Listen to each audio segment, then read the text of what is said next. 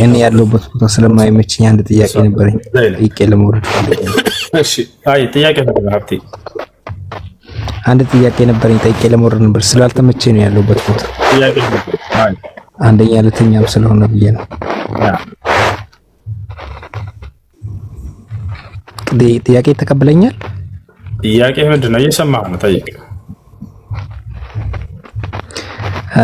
ቁርአን ያለ ቃል ነው ትላላችሁ። ያለ ቃል ማለት ሰው የጻፈው ነው ከላይ የወረደ ነው? እንዴት ነው? አንደኛ ጥያቄ። እሺ አዳምጥ፣ ልመልስልህ። ቁርአን ያላህ ቃል ነው። አንድ ቤት አድርጋ ይረብሻል። ኤርፎን ካደረግከው በቃ ማለት። እሺ ቁርአን ያላህ ቃል ነው ወይ? ያው ቁርአን የአምላካችን የአላህ ሱብሓነሁ ወተዓላ ቃል ነው። እንዴት ነው? ከላይ ነው የወረደው ወይንስ ምድር ላይ ነው የተጻፈው የሚለውን እንመልከት። አምላክ አላህ ሱብሓነሁ ወተዓላ ቁርአንን በመልአኩ ጅብሪል አማካኝነት ለነብዩ መሐመድ ሰለላሁ ዐለይሂ ወሰለም ተጽፎ ሳይሆን የወረደው በቃል ነው ያወረደው። አምላክ አላህ ለጅብሪል ነገረው። ጅብሪል ለነብዩ ሰለላሁ ዐለይሂ ወሰለም መጥቶ አስተላለፈላቸው በልባቸው ላይ። ነቢያችን ሰለላሁ ዐለይሂ ወሰለም ደግሞ ለትውልዶቻቸው አስተማሩት። በዘመናቸው ለነበሩ ሷሐቦቻቸው አማኞች ጻፉ ብለው አዘዟቸው፣ እነርሱም ጻፉት። በዚህ ነው እንጂ ከሰማይ ተጽፎ ዱብ ያለ መጽሐፍ ምናምን አይደለም። ይህን ማስረጃ ልስጥህ። ወኢነሁ ለተንዚሉ ረቢል ዓለሚን ነዘለ ቢሂ ሩሑል አሚን ዐላ ቀልቢከ ሊተኩነ ሚነል ሙንዚሪን ይላል። ይህ ቁርአን ከእኔ ከዓለማቱ ጌታ ከአላህ ተወረደ። ማን አወረደው? ታማኙ መንፈስ መልአኩ ጅብሪል አወረደው። በማን ላይ? ዐላ ቀልቢከ በአንተ ልብ ላይ። ለምን አሳወረደው? ሊተኩነ ሚነል ሙንዚሪን ከነቢያቶች እንድትሆን ዘንድ ብሎ ይነግራቸዋል። በሌላ ቦታ ላይ ቁል መን ካነ ዐዱወን ሊጅብሪል ፈኢነሁ ነዘለሁ ዐላ ቀልቢከ ይላል። ይህን ቁርአን በልብህ ላይ ጅብሪል አወረደው እያለ ይናገራል። በመንፈስ ቅዱስ ምሪት ነው የመጣው ቁርአን። ማስረጃ ቃለ ሱብሓነሁ ወተዓላ ቁል ነዘለሁ ሩሑል ቁዱስ ሚን ረቢከ ቢልሐቅ ሊዩሰቢተ አለዚነ አመኑ ወሁደን ወቡሽራ ሊልሙስሊሚን እያለ ይናገራል። ይህን ቁርአን በእውነት ከጌታቸው ዘንድ መንፈስ ቅዱስ አወረደው በላቸው እያለ ይናገራል። ስለዚህ ቁርአን የወረደው ከአምላካችን ከአላህ ሱብሓነሁ ወተዓላ ዘንድ በቃል ደረጃ ነው። ከዚያ ምድር ላይ ነብዩ ሰለላሁ ዐለይሂ ወሰለም ለትውልዶቻቸው ጻፉ ብሎ አዘዟቸው ጻፉት። ይህ ነው። ቁርአን 114 ምዕራፍ አለው። ከ114 አንዱ ምዕራፍ የጻፈው ማን ነው? ማለት የጻፈው ሰው አይታወቅም። ሁሉንም የጻፉት ሰሃቦች ናቸው እያልኩኝ ነው። ለናሙናነት ያክል ስማቸውን ልጠቅስልህ እችላለሁ። ሰሃቦች ናቸው። ግን ሰሃቦች ማለት አሁን ለምሳሌ ስም የላቸውም፣ አይታወቁም። አሁን ለምሳሌ ሰው የኬሌ ጽፎታል ምናምን የሚባል ነገር ይኖራል። ይታወቃሉ። ላንሳለህ ስማቸው። ኦኬ ደስ ይለኛል። ከተበቱል ወህይ የወህይ ጸሐፊዎች ለምሳሌ ለናሙናነት ያክል ዘይድ ብን ሳቢት። ይህን ሰው ነብዩ ሰለላሁ ዐለይሂ ወሰለም እየጠሩ ና ጻፍ ቁርአን ይሉታል። እርሱም እኔ ጽፍ ነበር ቁርአን ብሎ ቃል በቃል ይመሰክራል። ማስረጃ ቃለ ነብዩ ሰለላሁ ዐለይሂ ወሰለም ادعوا لي زيدا فليكتب عني القرآن። ነብያችን ኦኬ ግን ሶሪ አንዴ ላቋርጥ። አንተ አሁን ለምታወራልኝ ነገር ማስረጃ አለ ወይስ አንተ ከራስህ ነው የምታወራው? ጥቅስ እየጠቀስክ ቢሆን ደስ ይለኛል። ከቁርአን ራሱ ከጻፉት ላይ እየጠቀስክ እንዲህ አይነት እንዲህ ቦታ ላይ ያለ ብትል ለምን ለሚሰማውም ሰው የሆነ ማስረጃ ነገር ይሆናል። ችግር የለውም። እያንዳንዱ ስናገር ጊዜ እየሰማኝ ከሆነ ማስረጃ እያተናገርኩ ነው። ከመጀመሪያው ጀምሮ የተናገርኩትን ማይፈልገህ ነው። ቁርአን እንዴት እንደመጣ በመላኩ ጅብሪል ማለት ከቁርአን ላይ ቁርአን ከ114 ምዕራፍ የጻፈውን እያንዳንዱን 114 ምዕራፍ አለው አይደል? ቁርአን የጻፉትን አሁን ለምሳሌ ስሙን አንሳልኝ የጻፈ ስም የለውም ወይ ስትለኝ ነበር። ያን ሰው ላነሳለህ ነው። ራሳቸው ነብዩ ሰለላሁ ዐለይሂ ወሰለም ዘይድን ጥሩት እንዳይጻፍ ያሉበትን ልክ እንዲሁ ደግሞ ዘይድ ራሱ እኔ ስጽፍ ነበር ስሰበስብ ነበር ቁርአንን ከእርሳቸው ስር ቁጭ ብዬ ብሎ የተናገረውን ላሳይ።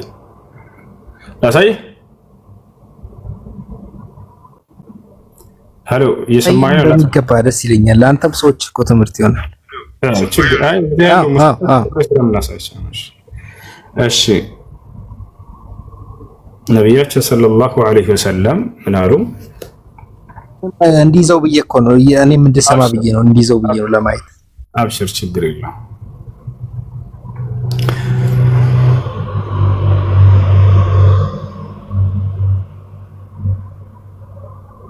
ነቢያችን ሰለላሁ ዐለይሂ ወሰለም እዚህ ጋር ቁርአን ሲወርድላቸው ጊዜ ቀጥታ የሚጠሩትና ጻፍ የሚሉትን አንድ ሱሐባ ስሙን ለናሙናነት ያክል ቅድም ዘይድ ብያለሁ። እኛውና እንግዲህ ወደ አማርኛ ቀይሬልሃለሁ። ጉግል ነው የቀየረው። አንዳንድ ቃላቶችን ራስህ አስተካክለህ ትረዳቸዋለህ። አረበኛውን ስለማትረዱት ማለት ነው። ወደ አማርኛ ቀይሬዋለሁ። ጥቅሱ ሲገለጥ ይላል ቁርአን ሲገለጥ የትኛው ጥቅስ የቁርአን ጥቅስ ለምሳሌ እነዚያ በቤታቸው የተቀመጡ አማኞች በአላህ መንገድ ከሚታገሉት ጋር እኩል አይደሉም የሚለው ሲወርድ ጊዜ ነቢዩ ሰለላሁ ዐለይሂ ወሰለም እንዲህ ብለዋል። ዘይድን ጥሩልኝና ያው ዘይድ ስሙን አንደኛው ጸሐፊው ሊያስ ከነ ምንጩ ሰጣለሁ። ያው ዘይድን ጥሩልኝና ታብሌቱን የቀለም ቅርፊቱን የትከሻ ምላጩን ወይንም የትከሻ ምላጩና የቀለበት ቅርፊቱን ያምጣልኝ። እነዚህ መጻፊያዎች ናቸው።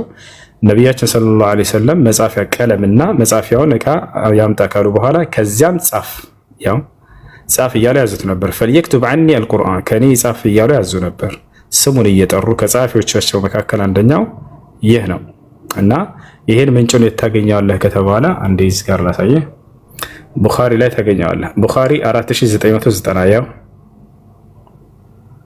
4990 ቡኻሪ ላይ፣ ሙስሊም ላይ ደግሞ 1898። እኔ ከቁርአን እኮ ነው ያልኩህ ውሱዬ፣ ከይቅርታ ጋር ግን ከቁርአን ላይ ነው ያልኩህ። እሺ አንዴ ግን ደስ ይለኛል ከቁርአን ላይ አዳምጥሽ። ቁርአንና ሐዲስ ከአምላክ ከአላህ ሱብሓነሁ ወተዓላ ዘንድ የሆነ ነው መልእክታቸው። ቁርአንና ሐዲስን ለይተን የምናቸው አይደሉም በሁክም ደረጃ። ነቢያችን ሰለላሁ ዐለይሂ ወሰለምን አላህ በቁርአን ላይ ሲመሰክርላቸው ምን ይላል? ወማ የንጢቁ ዐኒል ሀዋ ሙሐመድ ከራሱ አንዳችን አይናገርም፣ ኢን ሁወ ኢላ ወሕዩን ዩሃ እርሱ የሚተላለፍለት ከእኔ ዘንድ የሚመጣለትን ራእይ ብቻ ነው እያለ ይናገራል። ነቢያችን ሰለላሁ ዐለይሂ ወሰለም ኡቲቱል ቁርአን ወሚስለሁ መዐሁ ቁርአንን ተሰጠሁኝ ከእርሱም ጋር የእርሱን አምሳያ አሉ። ሐዲስን ማለት ነው። በሌላ ቦታ ላይ ነቢያችን ሰለላሁ ዐለይሂ ወሰለም ተረክቱ ፊኩም ማ ኢን ተመሰክቱም ቢሂማ ለን ተضሉ በዕዲ ኪታበላህ ወሱነቲ አሉ። በመካከላችሁ ሁለት ነገራቶችን ጥዬላችሁ እሄዳለሁኝ፣ እነርሱን አጥብቃችሁ እስከያዛችሁም ድረስ አትጠሙም፣ እነርሱም ቁርአንና ሐዲስ ናቸው ብለው ተናገሩ። ሐሳን ብን ዐጢያ የሚባለው ሰሃባ ሲናገር ምን አለ? ካነ ጅብሪል የንዚሉ ዐለ ነቢይ ሰለላሁ ዐለይሂ ወሰለም ቢሱና ከማ የንዚሉ ቢልቁርአን መልአኩ ጅብሪል ለነቢ ሰለላሁ ዐለይሂ ወሰለም ቁርአንን ሲያወርድላቸው እንደነበር ሁሉ ሐዲስንም ሲያወርድላቸው ነበር ብሎ ይናገራል። ሐዲስም የሚመጣው ከአምላክ ከአላህ ሱብሓነሁ ወተዓላ ዘንድ እንጂ ምሪቱ ከራሳቸው አይደለም ማለት ነው። ይህን ይመስላል። ነቢያችን ሰለላሁ ዐለይሂ ወሰለም ቃል ሐዲስ ራሱ እንደሚመጣላቸው ይናገራል። ይሄ ነው። ኦኬ። ግን ቁርአን ነው ወረደ ተብሎ የሚታመነው የአላህ ቃል ነው ተብሎ ሐዲስ አይታመንም፣ ቁርአን ነው። ግን ለጠየቅኩት ጥያቄ አሁን መልስ አላገኘውም። ብለግል አንተ ሰጣይ ሊሆን ይችላል ያላገኘሁበት ምክንያት አሁን ምን አልኩኝ? ቁርአን ነው ወረደ ሐዲስም ከመልክ ሐዲስ ወረደ ያልኩህ እኮ ነው። ሐዲስ ከአላህ ዘንድ የመጣ መልእክት ነው። አንዴ ስለ ቁርአንና ስለ ሐዲስ ላስረዳህ፣ አዳምጥ። አሁንም ልድገመው። እሺ አሁን የተናገርኩት ራሱ ከኔ ጋር አይደለም ማለት ነው። ልክ ቁርአን አትድገመው፣ እንድትደግመው ሳይሆን እሺ ያልኩት ጥያቄ ነው። እኔ ከተረዳሁ ምን እንዳልኩ ይድገመው እስኪ ከተረዳህ አንተ ያልከው ሐዲስም ቁርአንም ከአላህ ዘንድ የመጣ ነው አልከኝ፣ የወረደ ነው አልከኝ። ግን እኔ የፈለኩት ከቁርአኑ ከ114 ምዕራፍ ውስጥ አንዱን የጻፈው ከቁርአን ውስጥ ነው የጠየቅኩ እንጂ ከሐዲስ አይደለም። ሐዲስን እኔ መውረዱን አላውቅም፣ ቁርአንን ብቻ ነው መውረዱን አላውቅም። በላት አለ ካላወቅ ካለማወቅህን እናሳውቅህ ብዬ ማስረጃ ብሰጥህ አልፈልግም ማለት ምን እናድርግ? ከዚህ በላይ ሐዲስም ቁርአንም ወረደ የሚባለው አይደለም። ሐዲስም ቁርአን ነው ሐዲስም ወርዷል። ሐዲስም ቁርአን ከአላህ ዘንድ ነው የመጣው፣ ከራሳቸው አይናገሩም እያለ ነው ቁርአን ነው የሚናገር። ኦኬ እንደዛ ከሆነ ሐዲስም ቁርአንም ፍጡር አይደለም። አሁን ጥያቄው የቀየረ ነው። ፍጡር አይደለም ያለው ቃል እንደ ንግግር ነው። ፍጡር ነው ፍጡር አይደለም። ንግግር ፍጡር ነው ፈጣሪ አይባልም። ዘለቀ ንግግር ፍጡር ነው ፈጣሪ አይባልም አይደለም እኮ። ስለዚህ አሁን ሐዲሱ ምንድነው? አሁን ፍጡር ነው ፍጡር ነው አይደለም ማለት ፍጡር ነው ወይስ ፈጣሪ ነው? ፍጡር ፈጣሪ አይባልም። ንግግር ባህሪ ነው። ምንድነው? ባህሪ ነው። ባህሪ ነው። አዎ ሲፋ من صفات الله سبحانه وتعالى انه يتكلم وكلامه እኮ ባህሪ የሚለውን ያሳየኝ ያላ ማለት ይሄ ቃሉን ባህሪ ነው የሚለውን ያሳይ። ተናጋሪ ነው አይደለም? አምላክ ተናጋሪ ነው። ነክ ተናጋሪ ለመሆኑ አይደለም ሳይሆን አሁን ባህሪ ነው የሚለው ባህሪ ብሎ ማለት እሱ ነው። ዘለቀ ይኸውልህ አምላክ ይሰማል። ያ ለአንተ መስማትህ ማየትህ ምንድነው? ባህሪ ነው አይደለም? ባህሪ ነው። የሰው ልጅ የመናገሩ ባህሪ ነው። አምላክ አላህ ይናገራል፣ ይሰማል፣ ያያል። እነዚህ ሁሉ ሲፋ ባህሪ ይባላል። ይወታል አይደለ? ባህሪያቶቹ ናቸው እነዚህ። መስማት፣ አዎ ይሰማል። ያያል፣ አዎ ያያል። ይናገራል፣ አዎ ይናገራል። ይወታል አይደለ? መናገር ምንድነው ከተባለ ከእርሱ መገለጫዎቹ ማለት ነው። መገለጫ ወይንም ባህሪ ማለት ነው። አንድ አካል የሚገለጽበት ነገር ማለት ነው። አንተ ለምሳሌ መገለጫና ባህሪ አለ። ምንድነው መገለጫ ትባል? የሰው ልጅ የመናገር መገለጫ አለው፣ ባህሪ አለው፣ የማየት ባህሪ አለው፣ የመስማት ባህሪ አለው ይባላል። አምላክም ልክ እንዲሁ ተናጋሪ ነው። ወከለመ አላሁ ሙሳ ተክሊማ ይላል። ሙሳን ማናገርን አናገርኩት ይላል። ይኸው የመናገር ባህሪ አለው። ወለማ ጃአ ሙሳ ሊሚቃቲና ወከለመሁ ረቡሁ ይላል። ሙሳ ከእኔ ጋር በሰጠሁት ቀጠሮ መሰረት ሊገናኝ በመጣ ጊዜ እኔ ጌታው አናገርኩት እያለ ይናገራል። ስለዚህ አምላክ ተናጋሪ ነው፣ የመናገር ባህሪ ያለው ተብሎ ይገለጻል። ይሄ ነው።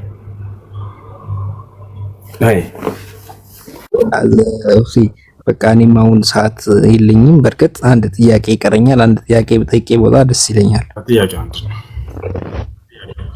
ኦኬ፣ በእኛ በእስልምና በእናንተ በእስልምናና በእኛ በክርስትና ያው ገነት ላይ አሁን እናንተ በእስልምና ገነት ላይ የምትፈልጉትን ታገኛላችሁ ይላል። ምግብ፣ መጠጥም፣ ሴትም ኦሬዲ በቃ የሚቀራችሁ ነገር የለም። ዓለም ላይ የምታገኙን ነገር ሴቶች ራሱ ጡታቸው ጎጭ ጎጭ ያለ ምናምን ያልወደቀ የሚባል ነገር አለ። እንዴት ነው እሱ ነገር? እስኪ አስረዳኝ። እሺ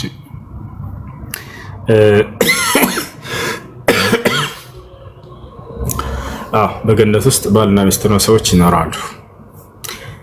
አንድ ነገር አስተውል፣ ቆም ብላችሁ አንድ ነገር የተኮነነ ነገር ከሆነ በገነት ውስጥ አይገኝም። ያልተኮነነ ነገር ከሆነ ግን በገነት ውስጥ መገኘቱ ሊደንቃቸው አይገባም። ሊደንቃቸው የሚገባው ኃጢአት በገነት ውስጥ ይገኛል ተብሎ ቢገለጽ ነበር። ክፉ ነገር ለምሳሌ ሰውን ማማት ያለው በገነት ውስጥ ላይ የለም፣ ክፉ ነገር ነውና። መስረቅ አለው በገነት ውስጥ የለም፣ መስረቅ አለ በገነት ውስጥ ብትባሉ የዛኔ ጓ ብላችሁ ብትጠይቁ ትክክል ናችሁ። ሰው መግደል አለ ወይ? ለምሳሌ ገነት ውስጥ ሰው መግደል እፈልጋለሁ አለ ወይ? ላ የለም። አስካሪ መጠጥ እንደው መጠጣት እፈልጋለሁ አለ ወይ? ላ የለም፣ ክፉ ነገር ነውና። ገብቷል አይደል? ነገር ግን ባልና ሚስት ሆነው በትዳር አምላክ የፈቀደው ነገር በምድርም ላይ ያ ነገር ክፉ ነገር ነው ወይ? ትዳር ላ በፍጹም አይደለም። ይሄ ነገር በገነት ውስጥ አለ መባሉ የሚያስደንቅ ነገር አይደለም። ምክንያቱም ክፉ ነገር እስካልሆነ በገነት ውስጥ ክፉ ነገር የለም በፍጹም። እንደነገርኩህ ለምሳሌ ለናሙናነት ያክል። ነገር ግን ክፉ ያልሆነ ነገር እዛ መገኘቱ ሊደንቃቸው አይገባም። መብላት አለ በገነት ውስጥ አለ፣ ችግር የለውም። መብላት ክፉ ነገር ነው ወይ? አይደለም። መጠጣት አለ በገነት ውስጥ አለ። ነገር ግን አስካሪ ከሆነ ያ ነገር መጠጣት አይቻልም ብሎ ኢስላም ያረጋግጥልሃል። በቷል አይደል? አስካሪ መጠጦች በፍጹም ሊኖሩ አይችሉም እዛ። ስለዚህ እንደ ሃይማኖት አስቡ። አንዳንዴ ከሃይማኖት ወጣ በሉና ማለት ነው። እንደ ሃይማኖታቸው ስንሄድ ጊዜ አሁን አስረዳ፣ ይሄን ከኢስላም ያለውን አስረዳው። በገነት ውስጥ መብላትና መጠጣት ወይም መጋባት የለም ብለህ ነው አንተ የምታምነው አይደለ? ሀብቴ ሜተና ሰው እስከ ስንት ሴት ነው ማግባት የምትችለው በገነት ውስጥ? ወደ እሱ እንመጣለን። አንዴ መጀመሪያውን እንጨርስ። በገነት ውስጥ ባልና ሚስት ሆነው መኖር አይቻልም ብለህ ነው አንተ የምታምነው አይደለ?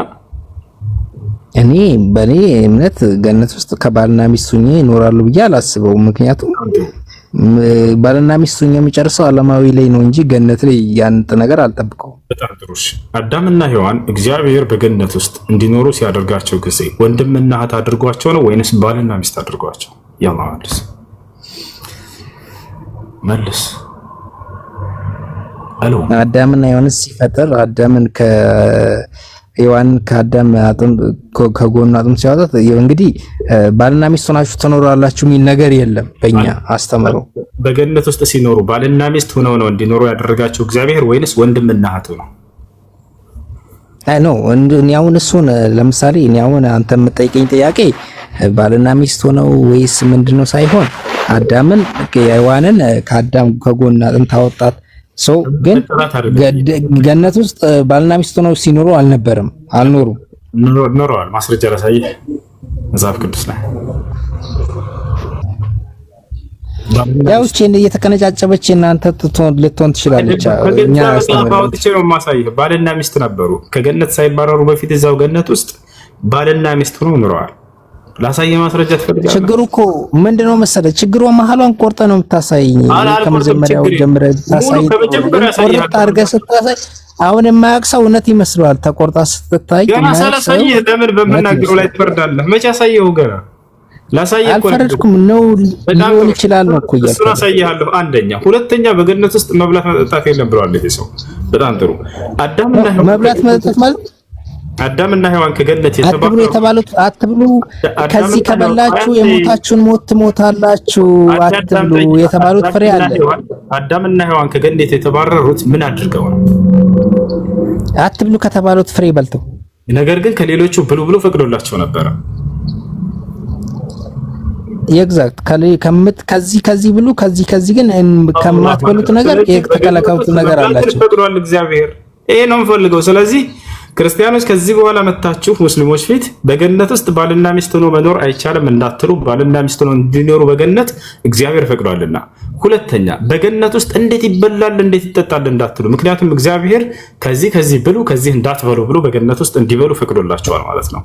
ይሄ ነው የምፈልገው። አሁን ማስረጃ ላሳየህ። እሺ ላስነበብህ። በገነት ውስጥ ሳይባረሩ በፊት ወደ ምድር በገነት ውስጥ ባልና ሚስት ላይ ይኖሩ ነበር። ላሳይ እኮ ከጎግል አይደለም ከገዛ መጽሐፍ ቅዱስ ማለት አሁን በእኔ አንተ አለይኩም ሰላም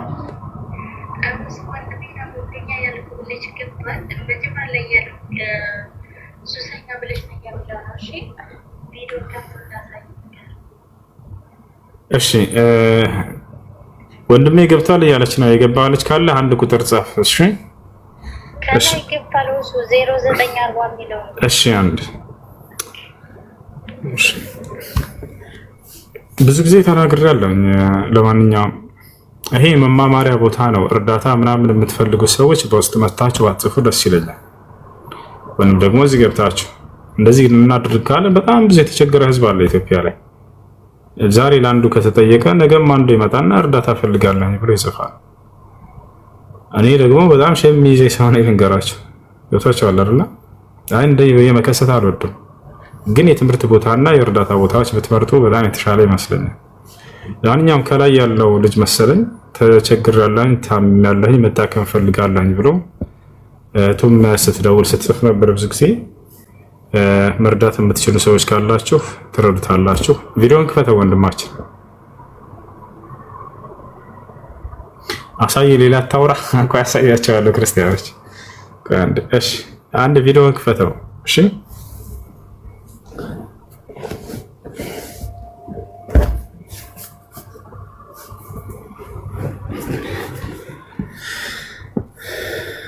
እሺ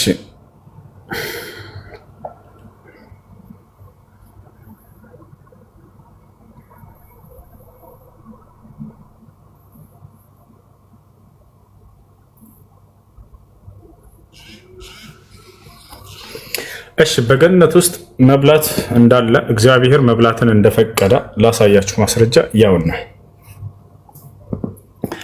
ኦሪት ዘፍጥረት ምዕራፍ 2 ቁጥር 16 እግዚአብሔርም አምላክ ሰውን እንዲህ ብሎ አዘዘው። ምን አለው? ከገነት ዛፍ ሁሉ ትበላለህ፣ ያ ሰላም፣ ነገር ግን መልካምና ክፉን ከሚያስታውቅ ዛፍ አትብላ፣ ከእርሱ በበላህ ቀን ሞትን ትሞታለህ አለው። ስለዚህ በገነት ዛፍ ውስጥ እንደፈለክ ብላ ብሎታል። ነገር ግን እቺን ዛፍ እንዳትበላ ብሎ ሌላ ይከለክለዋል። ስለዚህ በገነት ውስጥ መብላት እንዳለ መጽሐፍ ቅዱስ ተናግሯል ማለት ነው። ከታች ያለ ይህ ነው። ቀጥል እዚህ ጋር ወደ 23 ወረድ በል። አዳምም አለ እንግዲህ የት? በገነት ውስጥ ይህቺ አጥንት ከአጥንቴ ናት፣ ስጋም ከስጋዬ ናት፣ እርሷ ከወንድ ተገናኝታለች እና ሴት ትባል እያለ ይናገር። ከዚያም ቀጥሎ ምን አለ? ስለዚህ ሰው አባቱና እናቱን ይተዋል፣ በሚስቱም ይጣበቃል፣ ሁለቱም ምን ይላል? በሚስቱ እያለ ይናገራል። ሁለቱም አንድ ስጋ ይሆናሉ። አዳምና ሚስቱም ሁለቱም ራቁታቸውን ነበሩ እያለ ይናገራል። አይተፋፈሩም ነበር ይላል። የት ነው ራቁታቸውን የሆኑት? በገነት ውስጥ አይደለ? ያችን ዛፏን በበሉ ጊዜ ምን ብሎ ጠራት? ሚስቱ ብሎ ጠራት። አዳምና ሚስቱ እያለ እግዚአብሔር ይናገራል። አዳምና ሚስቱ ይወታቸዋል። ባልና ሚስት ነበሩ። የት? በገነት ውስጥ የዛን ፍሬዋን በበሉ ጊዜ። ይሄ ወደ ምድር ሳይወርዱ በፊት ገና ማለት ነው። ስለዚህ በገነት ውስጥ ባልና ሚስቱ ነው ይኖሩ ነበረ፣ ይበሉም ነበረ። ስለዚህ በገነት ውስጥ መብላትና መጠጣት ያለ ነው። ገታች አለርና ገርሰናል። ኦኬ እሺ እሺ አለ ይስተል እሺ ጥያቄ አለ። ቀጥል ሁሱ እዛክ ሙላ ቅድማን ጨርሰህልኛ አሁን ሙሐመድ ከጦርነት የተገኘውን በምርኮ ሚንስ ማለት ንብረት ገንዘብም ሆነ ዘራፊ ነው ምናምን እንደው ለክርስቲያኖችም ትምህርት ለኛም ዕውቀት እንደሆነ ቁርአናዊም ሆነ ሐዲሳዊ ሆነ ማስረጃ ካለ ዘራፊ ነው የንዝርፈት በምርኮ ስለተገኘው ንብረትም ሆነ ገንዘብ እንዴት ነው በእስላም ከጦርነት ማለት ነው? ያ ዘረፋ እኮ አይደለም። ያ ዘረፋ አይደለም፣ ምርኮር ይባላል እሱ። እነሱ ከሃዲያኖች ቢያሸንፉም ያንን ይማርካሉ፣ ይወስዳሉ። እንዲሁም አማኞቹ ደግሞ ያንን ይማርካሉ፣ ይወስዳሉ። ይሄ በጦርነት የጦርነት ህግ አታውቅም? የጦርነት ህግ ላይ ምንድነው ምርኮ የሚባል ነገር አለ። ያ ስርቆት አይባልም። ስርቆት ብሎ ማለት ምንም ከሰውየው ጋር ጸብ ሳይኖርህ ወስደህ ገንዘቡን ሄደህ ሰርቀህ መውሰድ ነው። ይሄ ሐራም ነው፣ ክልክል ነው። አላህ በቁርአን ላይ ከልክሏል። ነብዩ ሰለላሁ ዐለይሂ ወሰለም ሐዲስ ላይ ከልክለዋል። አላህ በቁርአን ላይ ያ አዩሀ ለዚነ አመኑ ላ ተእኩሉ አምዋለኩም በይነኩም ቢልባጢል ይላል። እናንተ ያመናችሁ ሰዎች ገንዘባቸውን በመካከል ያለ አግባብ እንዳትበሉ ብሎ ከልክሏል። አላህ በቁርአን ላይ ስርቆትን ከታላላቅ ወንጀል ቆጥሮት ቅጣት እንዳለበት የሰረቀ ሰው ተናግሯል። ወሳሪቁ ወሳሪቀቱ ፈቅጠዑ አይዲየሁማ ጀዛአን ቢማ ከሰባ ነካለን ሚነላህ ወላሁ ዐዚዙን ሐኪም ይላል። የወንድ ሰራቂንና የሴት ሰራቂን እጃቸውን ቁረጧቸው ያለ ተናግሯል። ኃጢአት ነው፣ ከታላላቅ ኃጢአቶች ነው መስረቅ። ስለዚህ ያኛው ምን ይባላል? ምርኮ ይባላል። ከጠላት ጋር ጂሃድ አድርገህ አንተ ከነርሱ የምትወርሰው እነርሱን ቢያሸንፉ ይወርሰሃል። ይሄ ነው። እሺ ያ ጥያቄ አለ። የተፈቀደ ነው በጦርነቱ። ይሄ ከጦርነት ህግጋቶች መካከል አንደኛው እሱ ነው። ገኒማ ይባላል በአረበኛ። እሺ ማራናት ጥያቄ ያለ አንዴ ልንገራቸው። እሱ ከታች አካውንት የጻፍኩላችሁ ነው፣ ዝም ብላችሁ አካውንት አትበሉ። እሺ ረመዳን የሚጽፍላቸውን አካውንት ያዙት። እሺ ሴት ልጅ መሆን መታደል ነው እንዴ? ቀላል አስረዳቸው ያለኝ አንዴ። እሺ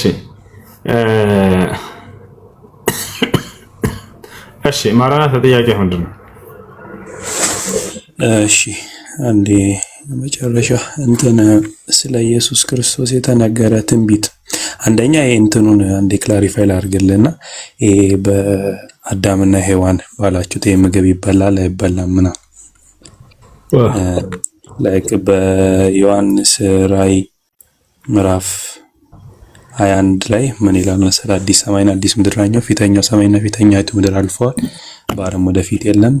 ቅድስት ከተማ አዲስቱ ኢየሩሳሌም ለባሏ የተሸለመች ሙሽራ ተዘጋጅታ ከሰማይ እግዚአብሔር ዘንድ ትወርዳለች። ስለዚህ የቀደመው ስርዓት እንዳለፈም እዚህ መጽሐፍ ላይ ይናገራልና ላይ ስለ መጋባት ምናምን የሚለው በዚህ በእኛ ላይ የለም። ኢየሱስ ክርስቶስም እንደ መላእክት ናቸው አይጋቡም ብሏል። ስለዚህ ላይ አዲሲቷ ኢየሩሳሌም በእኛ እምነት ማለት አዲስ ሄቨን ማለት ነው። ላይክ እንደ መጀመሪያው እንደቀደመው እንደ አዳምና እንደ ሔዋን አይነት ሄቨን፣ የመጀመሪያው ሄቨን በዚች በምድር ላይ ነበር። ግን አሁን አዲሲቷ ደግሞ ገና እግዚአብሔር የሚፈጥራት ሌላ አዲስ ኢየሩሳሌም፣ አዲስ ምድርና አዲስ ሰማይ ያየው ፊተኛው ሰማይና ምድር አልፈዋል ይላልና ገነት ይላል። ገነት ይላል። አዲስ ገነት ይፈጥራል። በዛ ነው የምንኖረው። እንግዲህ ዝቅ ብሎ ምን ይሰማል መሰለህ? አዲስ ገነት ይላል። አዲስ ሰማይና አዲስ ምድር።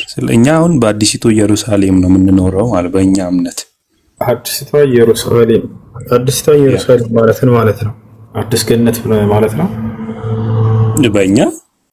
እግዚአብሔር በዛ የሚወርደው እነርሱም ሕዝብ ይሆናሉ፣ እግዚአብሔርም ራሱ እርሱ ከእነርሱ ጋር ሆኖ አምላካቸው ይሆናል።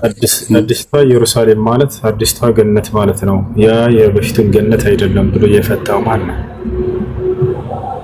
ሊትራሊ መጽሐፉ ነው የሚል መጽሐፍ ቅዱስ እንደዛ ይልማሱ ላይ እንደሱ ብሎ የፈታው አይደለም። የአዲስ ሰማይና አዲስ ምድር አየው፣ ፊተኛው ሰማይና ፊተኛይቱ ምድር አልፈዋል።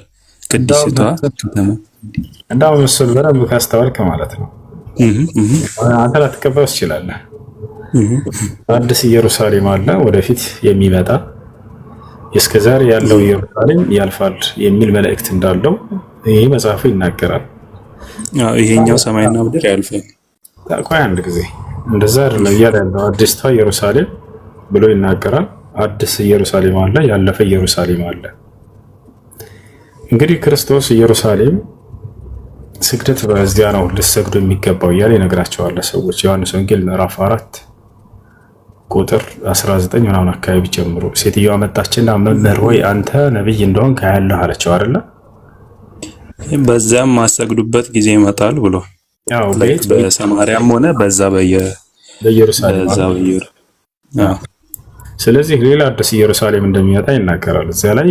በዚህ በኢየሩሳሌም ካልሆነ ስግደት አይቻልም ትሉናላችሁ ስትለው ጊዜ አንቺ ሴት እመኚኝ በኢየሩሳሌም ካልሆነ ስግደት አይቻልም ትሉናላችሁ ስትለው ኢየሱስም አንቺ ሴት እመኚኝ ወደፊት በኢየሩሳሌም በዚህ በኢየሩሳሌም የማትሰግዱበት ጊዜ ይመጣል ብሏታል። ስለዚህ ከኢየሩሳሌም ሌላ የስግደት አቅጣጫ የሚቀየርበት የስግደት ቦታ የሚኖርበት ሌላ ኢየሩሳሌም እንደሚመጣ እየነገራት ነው። ያም በማን ነው ይሄ ትንቢት የተፈጸመው ከተባለ የኛው አዲሱ ኢየሩሳሌም መካ ነው። ነብዩ ሰለላሁ ዐለይሂ ወሰለም ከኢየሩሳሌም አቅጣጫ አዲስ ሌላ ኢየሩሳሌም ሌላ አቅጣጫ የተቀየረው በእርሳቸው ዘመን ነው። ይህ ትንቢት በእርሳቸው ላይ እንደተፈጸመ የሚያሳይህ ነብዩ መሐመድ ሰለላሁ ዐለይሂ ወሰለም ነብይ ተደርገው ሲላኩ ጊዜ የመጀመሪያው ስግደት በኢየሩሳሌም ዙር ነበር የተባሉት። የመጀመሪያው ኢየሩሳሌምን ዙሪያ ስገድ ተብለው ነበር። የመጀመሪያው ኢየሩሳሌም የሚገኘው ነብያቶች ሁሉ ሲያሰግዱበትና ሲሰግዱበት የነበረ ያ ቤተ መቅደስ ማለት ነው። ወደዚያ ነበር የመጀመሪያው ስግደታችን እኛ ሙስሊሞች። አላህ የመጀመሪያዋ አቅጣጫ እያለ ሁሉ በቁርአን ላይ ይጠቅሳታል። ወማ ጀዐልና አልቂብለተ አለቲ ኩንተ ዐለይሃ እያለ ይገልጻታል። የመጀመሪያው ኢየሩሳሌም ተብላ ትገለጻለች በኢስላም። ነቢዩ ሰለላሁ ዐለይሂ ወሰለም ታዲያ ሲሰግዱ መጀመሪያ ምን ነበር? ሰሓቦች ሲናገሩ የእርሳቸው የዓይን እማኝ አብሯቸው የሰገዱ አካሎች ሰለይና ኢላ ቤት አልመቅዲስ ነሕወ 16 ሸህራ አው 17 ሸህራ ثم ኡሚርና باستقبال القبلة فاستقبلنا አሉ። የመጀመሪያውን ስግደታችን ለ16 እና ለ17 ወራት ያክል የመጀመሪያው ኢየሩሳሌም ፊት ለፊት ወደ እርሱ አቅጣጫ ዙረን ሰገድን፣ አምላክ አዟቸው ማለት ነው። ከዚያም በኋላ የመጀመሪያው ኢየሩሳሌምን ተቀየረችና ስግደት አቅጣጫ ወደ መካ ታዘዘን ዞርን አሉ። አያርላ ወጣል መሰለኝ። ስለዚህ የመጀመሪያው ኢየሩሳሌም እንደምትቀየር አዲስ ሌላ ኢየሩሳሌም እንደሚመጣ መሲሁ እንደተናገረ የነቢያችን ሰለላሁ ዐለይሂ ወሰለም የመጀመሪያው ኢየሩሳሌም የስግደት አቅጣጫ ወደዚያ ታዘው ነበር። አላህም የመጀመሪያዋ ኢየሩሳሌም እያለ የሚገርም በቁርአን ላይ ይጠቅሳታል። ወማ ጀዐልና አልቂብለተ አለቲ ኩንተ ዐለይሃ ያቺ የነበርክባት የመጀመሪያዋንም አቅጣጫ እያለ ኢየሩሳሌምን የመጀመሪያው አቅጣጫ ብሎ ይገልጻታል። ከዚያ ሁለተኛው ታዲያ ከመጀመሪያው ኢየሩሳሌም በኋላ ወዴት ተቀየረ? ያኛው አዲሷ ኢየሩሳሌም እያለ የሚገልጻት ያ ነው። የሚገርማቸው እዛው ዮሐንስ ራእይ ላይ አሁን ያመጣው ላይ ስለ ኢስራእና ሚዕራጅ ይናገራል። ነብዩ ሰለላሁ ዐለይሂ ወሰለም ስላደረጉት የሰማይ ጉዞ ምን ይላል መሰላችሁ? ዮሐንስ ሲናገር ደግሞም በነጭ ፈረስ ላይ አንድ ሰው ተቀምጦ ተመለከትኩኝ ይላል። በነጭ ፈረስ ላይ አንድ ሰው ተቀምጦ ተመለከትኩኝ አለ። በፈረሷም ላይ የተቀመጠው አሳዲቁል አሚን የታመነውና እውነተኛው ተብሎ ይጠራል ይላል። ይህም አካል በነጭ ፈረስ ላይ ተቀምጦ እውነተኛና ታማኙ የተባለው የሰማይ በር ሁሉ እየተከፈተለት ሲሄድ ተመለከትኩኝ ይላል። ያ ጀማዓ ማን ነው በነጭ ፈረስ ላይ የሰማይ በር ሁሉ ተከፍቶለት የሰማያት በር እየተከፈተለት የሄደው? በዚያ ላይ የተቀመጠውም እውነተኛውና ታማኙ ተብሎ ይጠራል ይላል። ነቢዩ ሙሐመድ ሰለላሁ ዐለይሂ ወሰለም አሳዲቁል አሚን መጠሪያቸው ነበር። ታማኙ እውነተኛ ይባሉ ነበር። በነጭ ፈረስ ላይ ነቢያችን ሰለላሁ ዐለይሂ ወሰለም የሰማይ በር እየተከፈተላቸው ሁሉ በቡራቅ ላይ መሄዳቸው ሐዲስ ላይ ቁጭ ያለ ነገር ነው።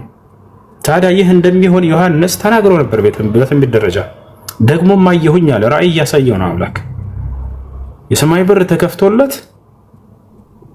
በነጭ ፈረስ ላይ ተቀምጦ የሰማይ በር ተከፍቶለት ሲሄድ ተመለከትኩኛል። ማን ነው ያ አካል? በዚያም ላይ የተቀመጠው እውነተኛውና ታማኙ ይላል። ላሳያችሁ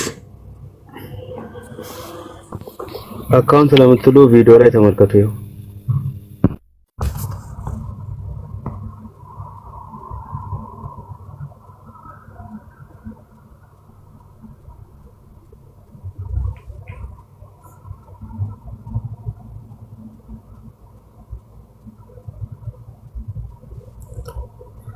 እሺ 19 11 19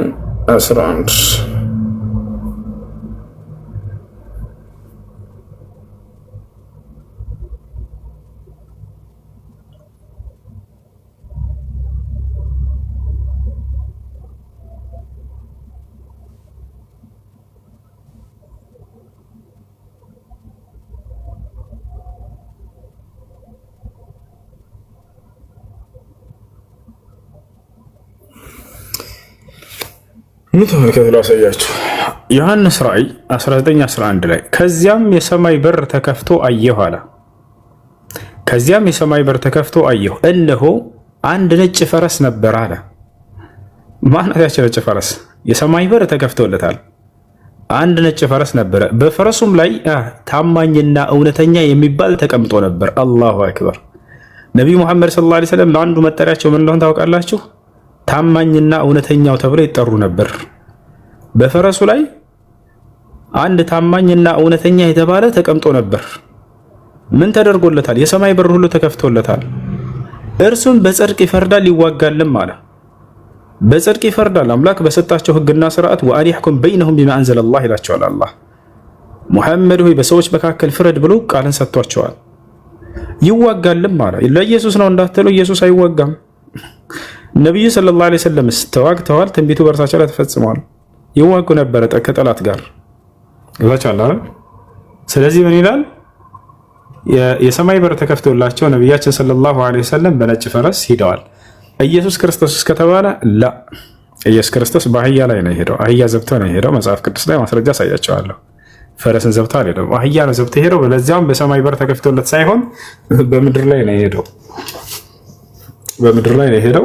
የሰማይ በር ተከፍቶለት ሳይሆን እዚሁ ምድር ላይ አህያ ዘብቶ ነው የሄደው። አህያ ዘብቶ እንደሄደ ላሳያችሁ። አህያ ዘብቶ እንደሄደ ላሳያችሁ ማስረጃ። ኢየሱስን ለማጣጣል አይደለም፣ እሺ ወላሂ አይደለም፣ መጽሐፉ ላይ ስላለ ነው። በእርሳቸው ላይ ደግሞ የሰማይ በር ተከፍቶላቸው ፈረስ በምትመስል እንስሳ ዘብተው እንደሄዱ ቃል በቃል ከፈለጋቸው ሐዲስ ላይ ያሳያቸዋለሁ። አህያ ለዚያም በራሱ አህያ አይደለም፣ የሰው አህያ ነው።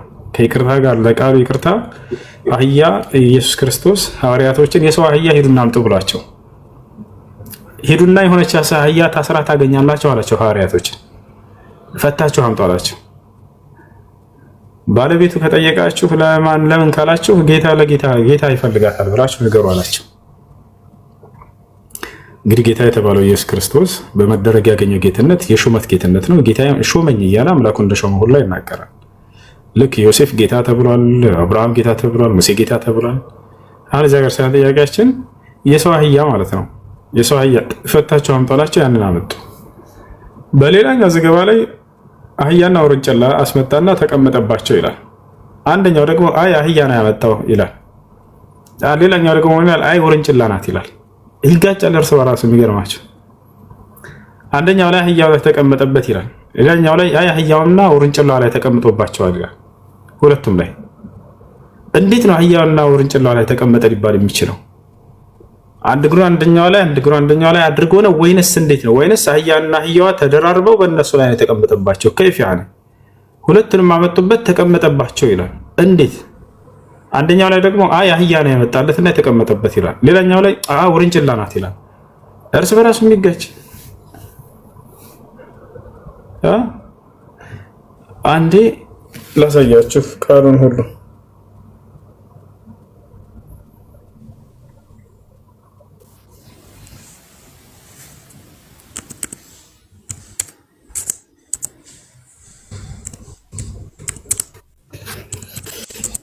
እሺ ላሳያችሁ። ያው እነዚህ ጋር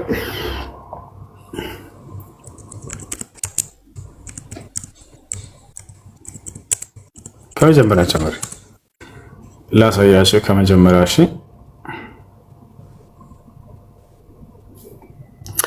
ምን ይላል? ወደ ኢየሩሳሌምም ቀርበው ወደ ደብረ ዘይት ወደ ቤተ ፋጌ ሲደርሱ ያን ጊዜ ኢየሱስ ከደቀ መዛሙርቱ ሁለቱን ላከ፣ እንዲህም አላቸው በፊታችሁ ወዳለችው መንደር ሂዱ። በዚያን ጊዜም የታሰረችን አህያ ውርንጭላም ከእርሷ ጋር ታገኛላችሁ። ልብ በሉ፣ እዚህ ጋር ማን ነው?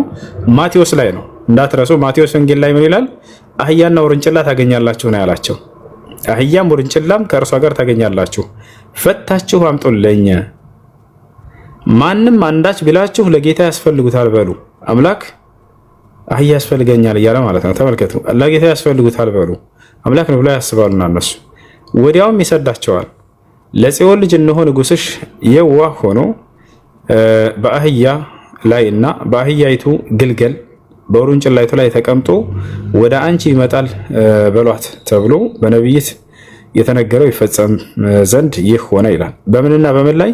በአህያይቱ ግልገል በውርንጭላይቱ ላይ፣ በአህያ ላይ እና በውርንጭላይቱ ግልገል ተቀምጦ ተመልከቱ። ደቀ መዛሙርቱም ሄደው ኢየሱስ እንዳዘዛቸው አደረጉ፣ አመጧቸው። አህያይቱንና ውርንጭላዋንም አመጡለት፣ ልብሳቸውንም በእነርሱ ላይ ጫኑ፣ ተቀመጠባቸውም አለ። አህያይቱንና ውርንጭላይቱን አመጡለት፣ ተቀመጠባቸውም አለ። ማን ነው ይሄን እየዘገበልን ያለው? አህያና ውርንጭላ እንደሆኑ የመጡት የተቀመጠባቸው ማቴዎስ። ሌላው ወንጌል ደግሞ ምን ይላል የሚለውን እንመልከት።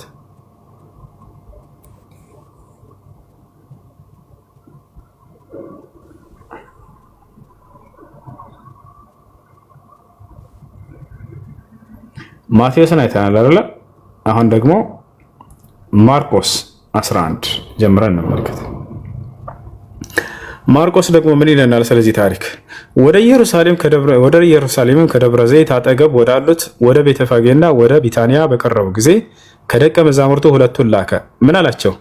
በፊታችሁ ወዳለችው መንደር ሂዱ። ወዲያውም ወደ እርሷ ገብታችሁ ከሰው ማንም ገና ያልተቀመጠበት ውርንጫ ታስሮ ታገኛላችሁ።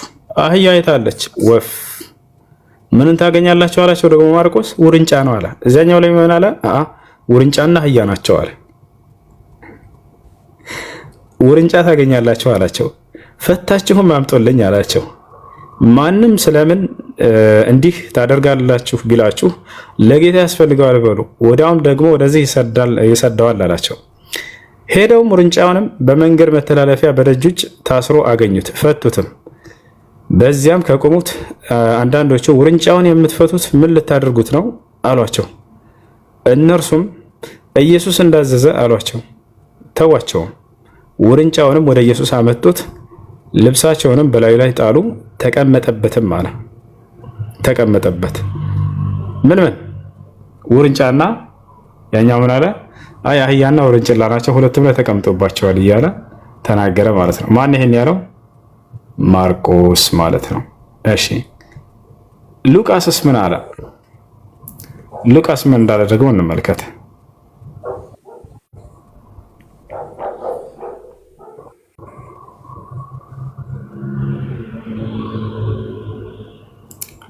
ሉቃስ ምን አለ? ይህንም ከተናገረ በኋላ ወደ ኢየሩሳሌም ሲወጣ ይቀድማቸው ነበር። ደብረ ዘይትን በሚባል ተራራ አጠገብ ወዳሉት ወደ ቤተፋጌና ወደ ቢታንያ በቀረበ ጊዜ ከደቀ መዛሙርቱ ሁለቱን ላከና በፊታችሁ ወዳለችው መንደር ሂዱ፣ ወደ እርሷም ገብታችሁ ከሰው ማንም ገና ያልተቀመጠባት ውርንጫ ታስሮ ታገኛላችሁ፣ ፈታችሁም አምጡት። ማንም ስለምን ትፈቱታላችሁ ብሎ ቢጠይቃችሁ እንዲሁ ለጌታ ያስፈልገዋል በሉ አላቸው። የተላኩትም ሄደው እንዳላቸው አገኙ። እነርሱም ውርንጫውን ሲፈቱ ጌቶቹ ውርንጫውን ስለምን ትፈቱታላችሁ አሏቸው። እነርሱም ለጌታ ያስፈልገዋል አሉ። ወደ ኢየሩሳሌም አመጡት። በውርንጭላውም ላይ ልብሳቸውን ጭነው ኢየሱስን አስቀመጡት። እና ይሄን ይመስላል ማለት ነው። ኢየሱስ ክርስቶስ አህያ ላይ ነው? ውርንጭላ ላይ ነው? ወይንስ በውርንጭላና በአህያ ላይ ነው የተቀመጠው ነው? ስለዚህ መጽሐፍ ቅዱስ እርስ በራሱ ይጋጫል ማለት ነው። ይህን ይመስላል። እሺ ጥያቄ ያለው አለ?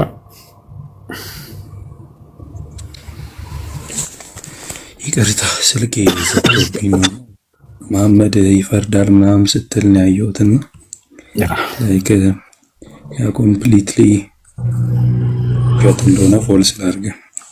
ምን ይላል መሰለህ? ዮሐንስ ወንጌል ምዕራፍ 5 ቁጥር 23 ኢየሱስ ነው የሚናገረው፣ ሰዎች ሁሉ አብን እንዲያከብሩት ወልድን ያከብሩት ዘንድ ፍርድን ሁሉ ለወልድ ሰጠው እንጂ አብ በአንድስ እንኳን አይፈርድም። ወልድን የማያከብር የላከውን አብ አያከብርም ይላል። ስለዚህ ይሄ ላይ አዲሲቷ ኢየሩሳሌም ላይ በነጭ ተበረስ ተቀምጦ የመጣው መሐመድ ነው የሚለው ኮምፕሊት ፎልስ ነገር ነው። ምክንያቱም አብ በማን ነው የሚፈርደው? በኢየሱስ። ኢየሱስ ራሱ አብ ፍርድን ለወልድ ሰጠው ላይ ይናገራል ማለት እና አዲሲቷ ኢየሩሳሌም ደግሞ መካናት ያልከው ነገር አዲሲቷ አንዳንድ ከሰማይ ስትወርድ ነው አየው የሚለው መካ ከሰማይ ነው የምትወርደው። ትእዛዙ ከዚያ ነው። አንዳንድ እየጨረሰ ነው የመጀመሪያ ነብዩ መሐመድ ሰለላሁ ዐለይሂ ወሰለም ይፈርዳሉ ወይ? አዎ ይፈርዳሉ። ማስረጃ አሳየኝ ነው የሚባለው። እሺ እንደሱ የተሻለ ነው። ቢብሊካል የሆነ ነው። እኔ ቁርአንን ማላምንበትን አሁን አልቀበልም። እንዴ ባይብል እንደሱ አይሆንም። እሺ አሳይ አምላክ አላህ ሱብሓነሁ ወተዓላ ወአን ይሕኩም በይነሁም ቢማ አንዘለ አላህ ሙሐመድ አላህ በቁርአን ላይ ስለ እርሳቸው ምን ይላቸዋል? ወአን ይሕኩም በይነሁም ቢማ አንዘለ አላህ ፈሕኩም በይነሁም ይላቸዋል። በርካታ ቦታ ላይ በመካከላቸው ፍረድ ይላቸዋል። ገብቶሃል? በእኔ ባወረድኩልህ ቃል በመካከላቸው ፍረድ እያለ ይናገራቸዋል ብዙ ቦታ ላይ ማለት ነው። ፈላ ወረቢከ ላ ዩእሚኑነ ሐታ ዩሐኪሙከ ፊማ ሸጀረ በይነሁም ሰዎች መጥተው አንተን እስካላስፈረዱ ድረስ አላመኑም ሁሉ ይላል። ስለዚህ ይፈርዳሉ። የኢየሱስ ክርስቶስ ፍርድ ሲባል ግን ምን ማለት ነው ከተባለ ምስክርነት ነው። ሐዋርያቶች እንደሚፈርዱ ታውቃለህ አታውቅም? ሐዋርያት ፍርድ በ12 የእስራኤል እንትናት ላይ ሐዋርያቶች ይፈርዳሉ አይፈርዱም? በ12ቱ የእስራኤል ነገዶች ላይ ተቀምጠው ይፈርዳሉ ይላል።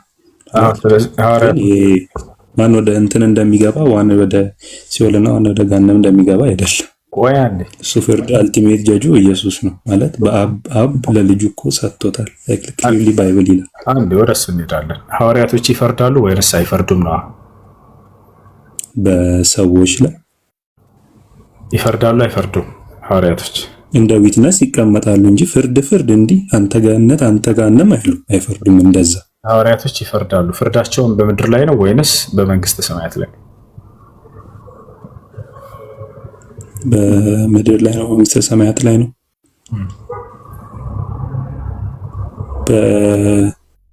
በ12 የእስራኤል ነገድ አለ ላይ ትቀመጣላችሁ ላይ በጎኔ እንደዛ አይነት ቢሉ ቃል አለ። ግን ፍርዳቸው በምድር በመንግስተ ሰማያት ነው። በመንግስተ ሰማያት የሚፈርደው ኢየሱስ ነው። የአልቲሜት ፍርዱን ማለት እነሱ ይፈርዳሉ። እነሱ የሰው ላይ አንተ እንደዚህ ትሆናለህ አንተ እንዲህ ትሆናለህ እያሉ በምድር ላይ ሳይሆን በመንግስተ ሰማያት የሚፈርደው ፍርድ ምን አይነት ፍርድ ነው? ከዚያ በኋላ በዚያ ይፈርዳሉ። ማስረጃ ያሳይ። አይ ፋይናል ፍርዱን ማለት ነው። እሺ አሳይ። ለማንኛውም አሳይ፣ ችግር የለም። አይ ዊትነስ ይቀመጣሉ ብያለሁ፣ ግን ፋይናል ፍርዱን አይፈርዱ። እኔ ስለ ምድራዊ ፍርድ አይደለም የምጠይቀው ሰማይ ነገር ግን በሰማይ ላይ እነርሱም እንደሚፈርዱ ላሳየህ ነው። ኢየሱስ ክርስቶስ ራሱ ነው የተናገረው። ሲቀጥል ፍርዳቸው ምን እንደሆነ ከመጽሐፍ ቅዱስ አንጻር የሁላቸው የክርስቶስም ሁሉ ሳይቀር ምስክርነት ነው። ከአምላክ ፊት መመስከሩን እንጂ ክርስቶስን የሚያሳየው መፍረዱን የሚያሳይ ነገር አይደለም። እሱንም አሳያለሁ። ለልጁ ሰጠ ይላል ፍርዱን። እኔ ታሳይኛለህ። እኔ ያነበብኩት እኮ ምስክርነት ነው። እሱ ራሱ መጽሐፍ ቅዱስ ይፈታል። ላሳያለሁ። እሺ አልቲሜት ፍርዱን ነው ግን ያልኩ። ሰው ገሃነም ይገባል አይገባም የሚለውን ይፈርዳል የሚለው አሳይ። አንዴ አዳምጠኝ። እነሱ ይፈርድ መጀመሪያ ፍርድ ኢየሱስ ብቻ ነው አልክ። አሁን ሐዋርያቶች እንደሚፈርዱ ሳሳየህ ጊዜ ይሄ ደግሞ ጀነት ነው ገሃነም ነው ገነት ነው የሚለው ፍርድ ነው ብለህ ቀየርከው። አሁን አልቲሜት ፍርዱ አይደለም አላልኩም። እንደዛ አልቲሜት ፍርዱ ሐዋርያት ይፈርዳሉ አላልኩም። ቆይ አንድ ጊዜ ሐዋርያቶች ይፈርዳሉ አይፈርዱም? ይሄንን እመን መጀመሪያሽ። አልቲሜት ፍርድ አይፈርዱም። ጥያቄ ሐዋርያቶች ይፈርዳሉ ወይስ አይፈርዱም? ፍርድ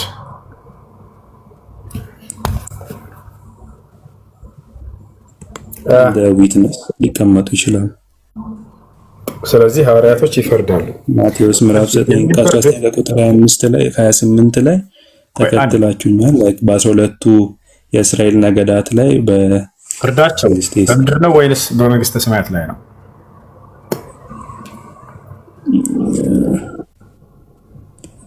እሱን እንግዲህ አሳየኝ። መለስ እንጂ አታውቀውም ማለት እኔ አልቲሜት ፍርድ እንደማይፈርዱ ነው የማውቀው። ሌላውን አላውቅም። ለምን አውቃለሁ ላለው ማላውቀውም ነገር። እሺ አባቴ እኔን እንደ ሾመኝ አለ። ተሾሞ ነው እሱ አይደለ? ኢየሱስ ክርስቶስ። እሱን ማናችንም አንከራከር። አባቴ እኔን እንደ ሾመኝ እኔ ደግሞ በመንግስቴ ከማዕዴ ትበሉና ትጠጡ ዘንድ ይላል። ከማዕዱ በመንግስቴ አብረን ሪፈር እንድናደርግ ቃሉን ንገረኝ። ስንት ነው የሚገኝ? እሺ ሉቃስ ወንጌል ምዕራፍ 22 ከቁጥር 29 ጀምሮ። ምዕራፍ 22 ከቁጥር 29 ጀምሮ።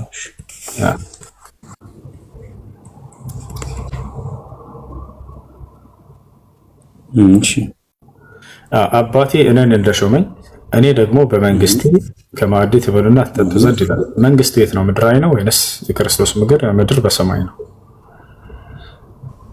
የክርስቶስ ዘላለማዊ መንግስቱ በሰማይ። በጣም ጥሩ። በመንግስቴ ከማዕድ ትበሉና ትጠጡ ዘንድ አለ። ስለዚህ በሰማይ ላይ መብላት መጠጣት አለ ማለት ነው። በመንግስቱ በሰማይ እኔ ቅድም ስለ መጋባት እንጂ መብላትና መጠጣት አላነሳው። በጣም ጥሩ። ስለዚህ በገነት ውስጥ መብላት መጠጣት አለ ብለህ ታምናለህ ማለት ነው። ክርስቶስ እንደዚህ ካለ በጣም ጥሩ። ስለዚህ በገነት ውስጥ መንግስቴ በሰማይ ነች ብሏል ኢየሱስ ክርስቶስ። በመንግስቴ ከማዕዴ ትበሉና ትጠጡ ዘንድ አለ። ይበላል ይጠጣል በገነት ውስጥ። ስለዚህ በመንግስት በሰማይ መንግስት ስላለው ነው እያወራ ያለው። ምን አላቸው ቀጥሎ? በ12ቱ በእስራኤል ነገድ ስትፈርዱ አላቸው። ማን ነው እንደዚህ እያለ ያለው? ሐዋርያቶችን አይደል? ኢየሱስ ሐዋርያቱ። በ12ቱ በእስራኤል ነገድ ስትፈርዱ በዙፋኖች ትቀመጡ ዘንድ ለመንግስት እሾማቸዋለሁ አለ። ስለዚህ የሚፈርዱት እዚህ ጋር እንደ አውዱ መሰረት በመንግስቱ በኢየሱስ ክርስቶስ መንግስት ነው አይደለ? ያም በመንግስተ ሰማያት ላይ ይገኛል አይደለ? ስለዚህ ይፈርዳሉ። አሁን ግን ይፈርዳሉ ሲባል ጊዜ አንተ ያሰብከው አንተ የገነት ነህ የገሃነም ነህ የሚለ አይደለም ለነሱ። ይህ ለኢየሱስ ነው ያለው አይደለ? የገነትና ገሃነምን የመስጠት አብ በኢየሱስ በኩል ይፈርዳል። እግዚአብሔር በኢየሱስ በኩል አኮስን እኮ ነው ያለው። አምላክ በነቢያቶች በኩል መፍረዱ እሱ ችግር አይመጣም። ነገር ግን እዚህ ቦታ ላይ አንተ ለኢየሱስ እያደረግከው ነውና ይወጣል አይደለ? አንተ ለኢየሱስ እያደረግከው ነው። ያ የክርስቶስ ታዲያ በመንግስተ ሰማያት ሰዎች ኢየሱስ ክርስቶስ ይፈርድባቸዋል ሲባል ጊዜ ይመሰክርባቸዋል ማለት ነው። ነቢያቶች ከአምላክ ፊት ቆመው ይመሰክራሉ። ይህ በቁርአን ላይ ራሱ አለ። የሚገርም ነገ የትንሣኤ ቀን አንዱን ይዞ ገነት ገሃነም ማስገባትን ስልጣኑን ይሰጣቸዋል። ያ ማለት ከትውልዶቻቸው አማኝ የሆነውን እና ከሃዲ ሆነው ይለያል አይደለ? ነቢዩ ሙሐመድ ሰለላሁ ዐለይሂ ወሰለም ሐዲስ ላይ ልክ እንደ ኢየሱስ እኔ በገነትን ይዣቸው አስገባቸዋለሁ እያሉ ይናገራሉ። የፍርዱ ቀን ይዘው ያስገቡናል። ያ ማለት ግን አምላክ አላህ ሱብሓነሁ ወተዓላ አላቁም ብሏል። ከሳ አይነት የፋይናል ጀጅመንት አሁን አላህ ነው የሚያውቀው ምን እንደሚያደርገኝ ምናምን ብሏል። የመጨረሻውን አላሉም። እሱን ያውቃሉ። ማን ገነት እንደሚገባ እንደማይገባ ሁሉ በተናጠል ሁሉ ያውቁ ነበር። የተናገሯቸውን በናሙናነት አለ። አሁን አንተ የተናገርከው ሱረቱል አህቃፍ ላይ ይገኛል። ስለ መጨረሻው ቀን አይደለም የተናገረ ያለው። ምን ይላል መሰለህ? ልታነሳ የፈለከው ሀሳብ ቁል ማ ኩንቱ ቢድዐን ሚነ ሩሱሊ ወማ አድሪ ማ ዩፍዐሉ ቢ ወላ ቢኩም ኢን አተቢዑ ኢላ ማ ዩሓ ኢለይ ወማ አነ ኢላ ነዚሩን ሙቢን ይላል። ሱረቱል አህቃፍ 2ኛ ገጽ ላይ ይገኛል። ቁል ማ ኩንቱ ቢድዐን ሚነ ሩሱል ይላል። እኔ ከመልእክተኞች የመጀመሪያ አይደለሁም፣ ቢጤ የለኝ የመጀመሪያ አይደለሁም። ያ ማለት የመልእክተኞች የነቢያቶች መጨረሻ ነኝ እያሉ ነው። ስለዚህ ቀጥሎ እንዳለ ወማ አድሪ ማ ዩፍዐሉ ቢ ወላ ቢኩም በእኔና በእናንተ ምን እንደሚሰራም አላውቅም አሉ። ከዚያስ ማን ጨርሳ ወዶ ስለምን እንደሚናገር እዛ ላይ ይገልጽልሃል። ኢን አተቢዑ ኢላ ማ ዩሓ ኢለየ ወደ እኔ የሚወረደውን እንጂ አልከተልም አሉ። ስለዚህ ወደፊትም ቢሆን ወደ እኔ የሚወረደውን መለኮታዊ ራእይ ሳይወርድ በፊት ማውቅ አይደለሁም ምን እንደሚሆን አላውቅም እያሉ ነው እንጂ በቀጣዩ ዓለም ስለ ገነትና ስለ ገሃነም የሚል አውዱ ላይ የለም። ገብቷል አይደለ? ስለ ገነትና ስለ ገሃነም ታዲያ ወዴት እንደምትሄዱ እርሱም ወዴት እንደሚሄድ ያውቃል ወይ ነብዩ መሐመድ ከተባለ አዎ፣ ሐዲስ ላይ ይሄንን በደንብ አድርገው ተናግረዋል። ጭራሽ የገነት በር በእኔ እጅ ነው የሚከፈተው ብለው ተናግረዋል። የሚገርም ሐዲስ ላይ ሲናገሩ ምን አሉ? አንተ አቲ ኢላ ባብል ጀነቲ የውመል ቂያመቲ ፈአስተፍቲሕ ፈየቁሉ ልኻዚን መን አንት ፈአቁል አነ ሙሐመድ ፈየቁል ኡሚርቱ አላ አፍተሐ ሊአሐድን ቀብለከ ያ ሙሐመድ። ምን አሉ? የትንሣኤ ቀን ወደ ገነት በር እሄዳለሁኝ የገነትንም በር አስከፍታታለሁ አሉ ቃል በቃል። ስለዚህ አስከፍታታለሁ። የሚገርም የትንሣኤ ቀን የገነት ሰዎች ወደ ገነት ከተባሉ በኋላ ገነት ዝም ብሎ ዘው ተብሎ የሚገባበት ዓለም አይደለም መቼም አይደለ? ስለዚህ አዳምን አስከፍትልን ይሉታል የገነት ሰዎች። አይ ኖህ ጋር ሄዱ ይላቸዋል። ኖህን አስከፍትልን ሲሉት ጊዜ ወደ አብርሃም ጋር ሄዱ እሱ ከኔ የተሻለ ነው ይላቸዋል። አብርሃም ጋር ሲመጡ ጊዜ ሰዎች ወደ ሙሴ ጋር ሄዱ ይላቸዋል። ሙሴ ጋር ሲመጡ ሰዎች ወደ መሲሁ ጋር ሄዱ ይላቸዋል። ወደ ክርስቶስ ጋር ወደ ዒሳ ጋር ሄዱ ይላቸዋል። ዒሳ መሲሁ ምን ይላል? ኢዝሃቡ ኢላ ሙሐመድን ሰለላሁ ዐለይሂ ወሰለም ይላቸዋል። ወደ ሙሐመድ ጋር ሄዱ እርሱ ነው የሚያስከፍትላችሁ ገነትን ይላቸዋል። ከዚያ ነቢ ሰለላሁ ዐለይሂ ወሰለም ምን አሉ? አቲ ኢላ ባቢል ጀና አሉ። እኔም ወደ ገነት በር ሄዳለሁኝ ፈአስተፍቲሕ እኔም ለትውልድ ሁሉ አስከፍታታለሁኝ የዛኔ ብለው ተናገሩ። ፈየቁሉ ልኻዚን ጠባቂውም እንዲህ ይላል። ጠባቂ መልአክ አለ ገነትን። መን አንት ማነህ አንተ ይላል። ፈየቁል አነ ሙሐመድ እኔ ሙሐመድ ነኝ ይላለሁኝ አሉ። የዛን የጠባቂው ምን ይላል? ኡሚርቱ አላ አፍተሐ ሊአሐድን ቀብለከ ያ ሙሐመድ፣ ሙሐመድ ሆይ ከአንተ በፊት ለሌላ ለአንድም ሰው እንዳልከፍት ታዝዣ አንተ እስክታዘኝ እየጠበቅኩህ ነው ይላል። ከዚያም በኋላ ይከፍታል። ፈአና አወል መን የድኹሉሃ፣ ስለዚህ መጀመሪያ የምገባው እኔ ነኝ አሉ።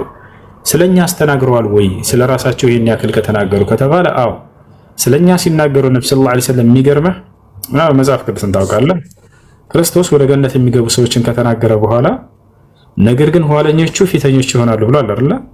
ነብዩ ሰለላሁ ዐለይሂ ወሰለም ቃል በቃል ምን አሉ? ሐዲስ ላይ ቃል በቃል ኢየሱስ የተናገረውን ነሕኑ አልአኺሩን አሳቢቁን አሉ። እኛንን ኋለኞቹና ፊተኞቹ ብለው ተናገሩ። ይሄ በነቢያት አንደበት ሲነገር የነበረ ነው። እኛንን ኋለኞቹና ፊተኞቹ ምን ማለት ነው? ኋለኛና ፊተኛ ብሎ ማለት ኋለኛ ብሎ ማለት እዚህ ምድር ላይ በመምጣት ከትውልድ ኋላ የመጡ ማለት ነው። የመጨረሻው ትውልድ እኛ ትውልድ ናቸው። ከኛ በፊት ነብያትና ትውልዶቻቸው አልፈዋል። ፊተኞቹ ሲሉ ደግሞ ራሳቸው በሌላ ሐዲስ ላይ አብራሩት። እዚህ ዓለም ላይ በመምጣት የመጨረሻዎቹ ትውልዶች እናንተ ናችሁ። ፊተኞች የምትሆኑት ደግሞ የትንሣኤ ቀን ከትውልድ ሁሉ ቀድማችሁ ገነት በመግባት ነው ብለው ተናገሩ። እኛ ግን ኋለኞቹና ፊተኞቹ ነን ብለው ነብዩ ሰለላሁ ዐለይሂ ወሰለም ቃል በቃል ይናገራሉ። ስለዚህ ስለ ራሳቸውም ስለኛም ተናግረዋል በጥቅሉ። በተናጠል ደግሞ ለበርካቶች አንተ የገነት ነህ የገነት ነህ የገነት ነህ እንዳሏቸው ልንገርህ። በአንድ ሐዲስ ላይ ብቻ ነብዩ ሰለላሁ ዐለይሂ ወሰለም 10 ሰሃቦቻቸውን ጠቅሰው አቡበክር ፊል ጀና፣ ዑመር ፊል ጀና፣ ዑስማን ፊል ጀና፣ ዓሊ ፊል ጀና፣ ጠልሓ ፊል ጀና፣ ሰዕድ ፊል ጀና፣ ሰዒድ ፊል ጀና፣ አብዱረሕማን ብን ዐውፍ ፊል ጀና፣ አቡ ዑበይዳ ብን ጀራህ ፊል ጀና፣ ዙበይር ብን አልዓዋም ፊል ጀና። እነዚህ ሁሉ የአንተ የገነት ነህ፣ አቡበክር የገነት ነህ፣ ዑመር የገነት ነህ፣ ዑስማን የገነት ነህ፣ ዓሊ የገነት ነህ፣ ጠልሓ የገነት ነህ። እንዲህ እያሉ ተናግረዋቸዋል። በሌላ መንገድ ደግሞ የገነት ያላቸውን ልንገር። መቶ ሰው በሚጠይቃቸው ጊዜ የት እንደሚሄድ ያውቃሉ፣ ይነግሩት ነበረ። ለምሳሌ ከዕለታት አንድ ቀን ነብዩ ሰለላሁ ዐለይሂ ወሰለም እየተናገሩ እያለ 70,000 ሚን ኡመቲ የድኹሉነ አልጀና ቢገይሪ ሒሳብን ወላ ዒቃብ ሁም አለዚነ ላ የስተርቁን ወላ የተጠየሩን ወላ የክተውን ወዐላ ረቢሂም የተወከሉን አሉ። ፈቃመ ዑካሻ ብን መሕሰን ፈቃል ያ ረሱለላህ ኡድዑ ላህ ሊ አን የጅዐለኒ ሚንሁም ፈቃለ ለሁ ነብዩ ሰለላሁ ዐለይሂ ወሰለም አንተ ሚንሁም። ነቢያችን ሰለላሁ ዐለይሂ ወሰለም ከዕለታት አንድ ቀን ትውልድ እያስተማሩ እያለ ነገ የትንሣኤ ቀን ያለምንም ቅጣትና ምርመራ ዝም ብሎ በነፃ አምላክ አላህ ገነት የሚያስገባቸው 70,000 ሰዎች አሉ። ከነዚያ ከእያንዳንዱ 70,000 ጋር ደግሞ ሌላ 70,000 ተከትሎ ይገባል። ያ ማለት 70,000 ሲባዛ 70,000 ወደ 5 ቢሊዮን የሚጠጋ ህዝባቸው በነፃ ወደ ገነት የሚገባ ነው።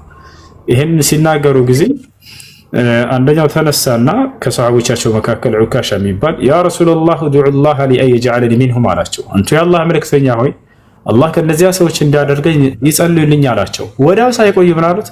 አንተ ሚንሁም አሉት። አንተ ከነርሱ ነህ አሉት።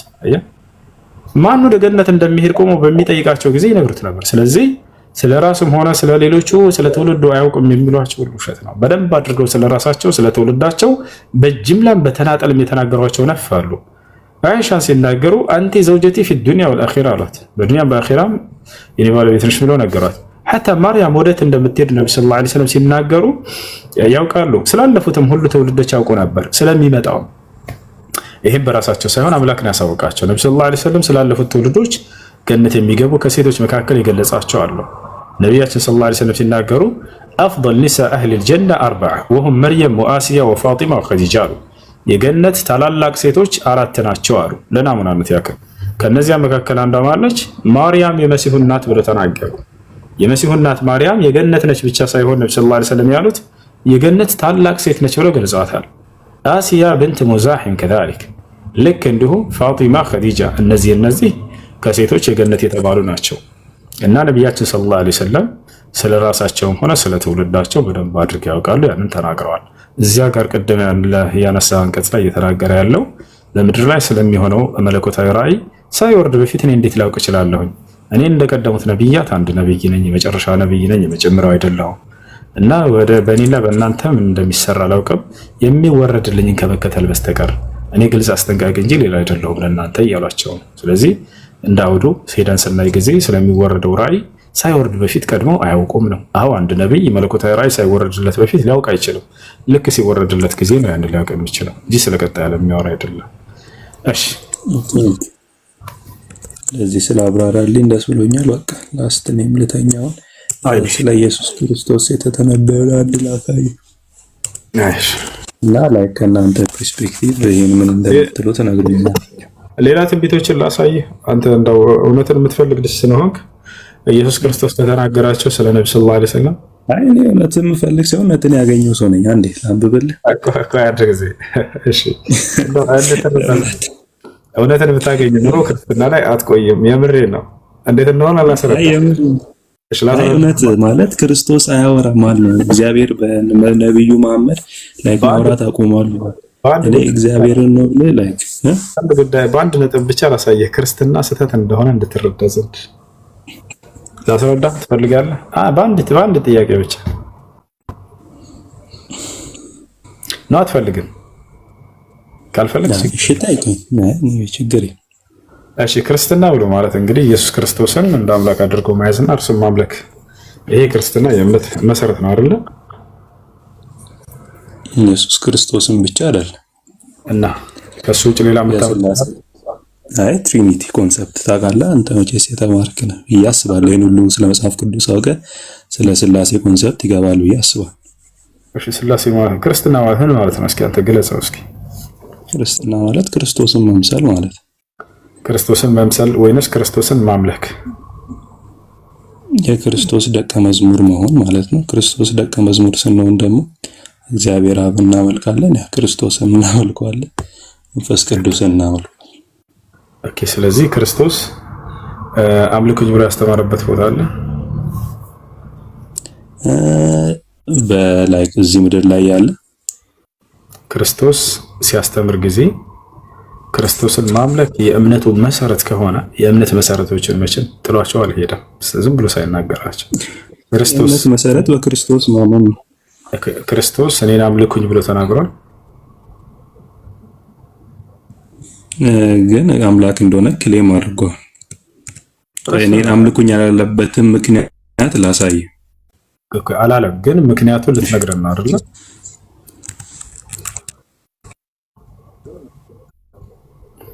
አላለም በልና ከዛ በኋላ ምክንያቱ እንዲህ ነው ብለህ መግለጽ ትችላለህ። አምላክ እንደሆነ ክሌም ካረገ እንግዲህ እሱን ተናግረዋል። በነገራችን ላይ አምልኩኝ ያላለበትን ቦታ ምክንያት ልንገርህ ስትል ጊዜ አምልኩኝ አላለም፣ ግን ምክንያቱ እንዲህ ነው ልትል ነው። አሁን የተናገርከውን አታምልኩኝ ማለት አይጠበቅበትም። አምልኩኝ ግን ሊል ይገባል። አምላክ እስከሆነ ድረስ እሱ መመለክ እንዳለበት፣ ለምሳሌ አብ መመለክ እንደሚፈልግ ራሱ ኢየሱስ ክርስቶስ ተናግሯል። ይታል አይደል? ኢየሱስ ማን ነው እንትና ግን ኢየሱስ ክርስቶስ አንዲት ሙታ ግን አምልኩኝ አላለም።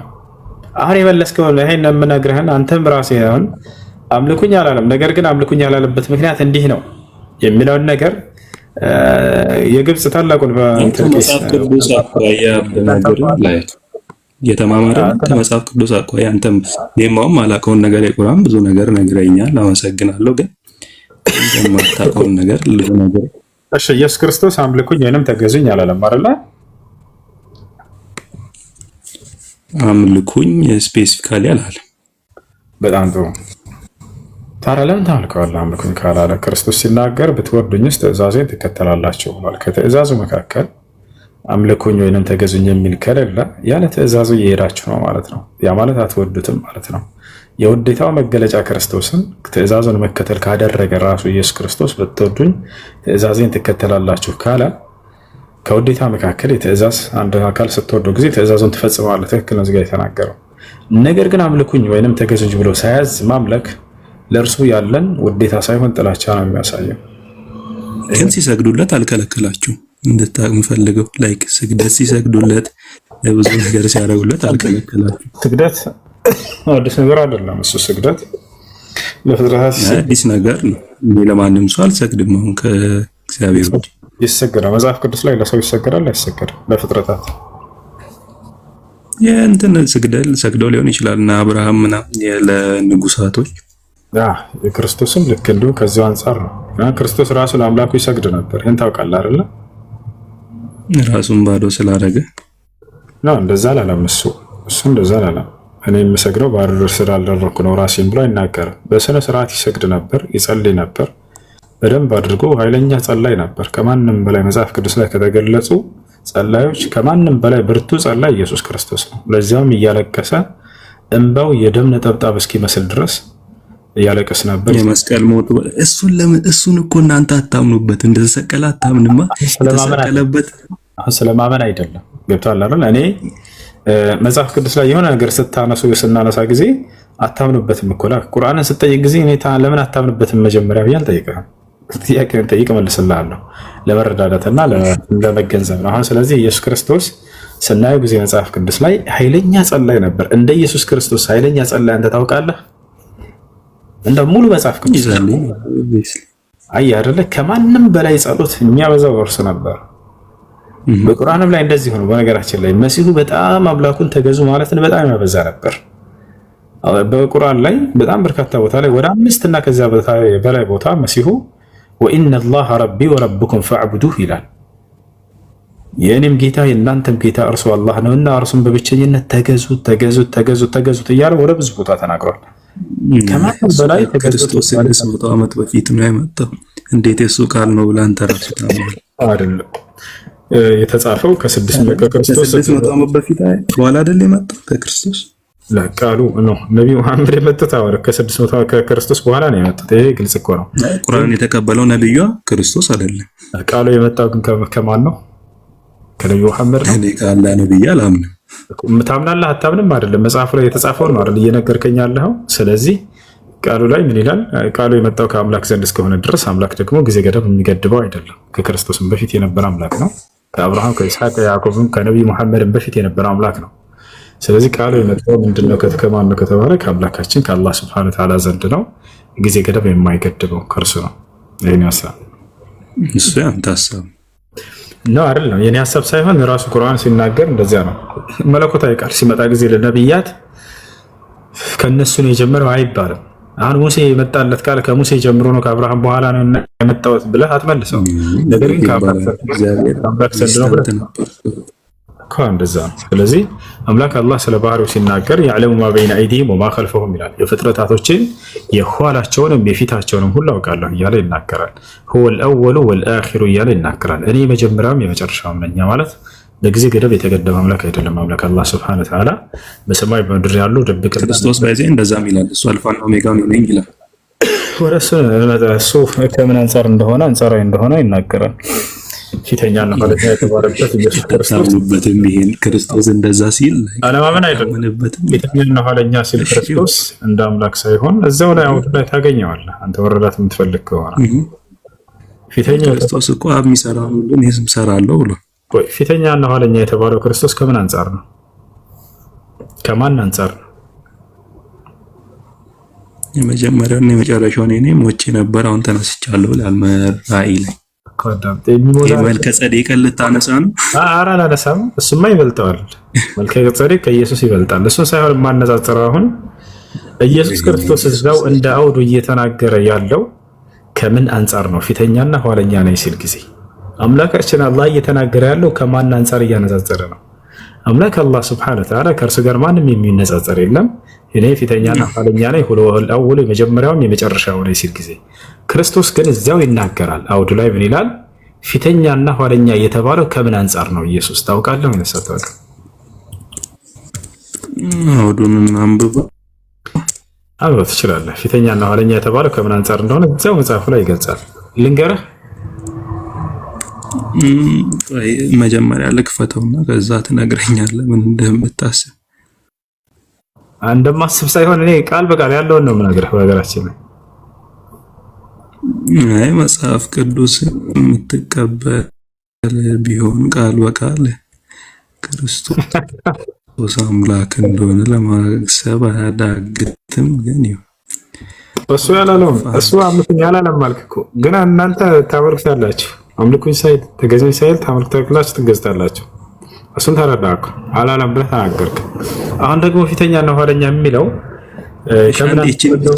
እቺን ቨርስ ብቻ ላንብብልህ ከምን አንፃር እንደሆነ ፊተኛና ኋለኛ የተባለው እንጨርስ። አንድ ጊዜ ክርስቶስ አምልኩኝ አላለም ያልከው እሱ ሁለት ቁጥር ታነባለህ አንድ ጊዜ አንዴ።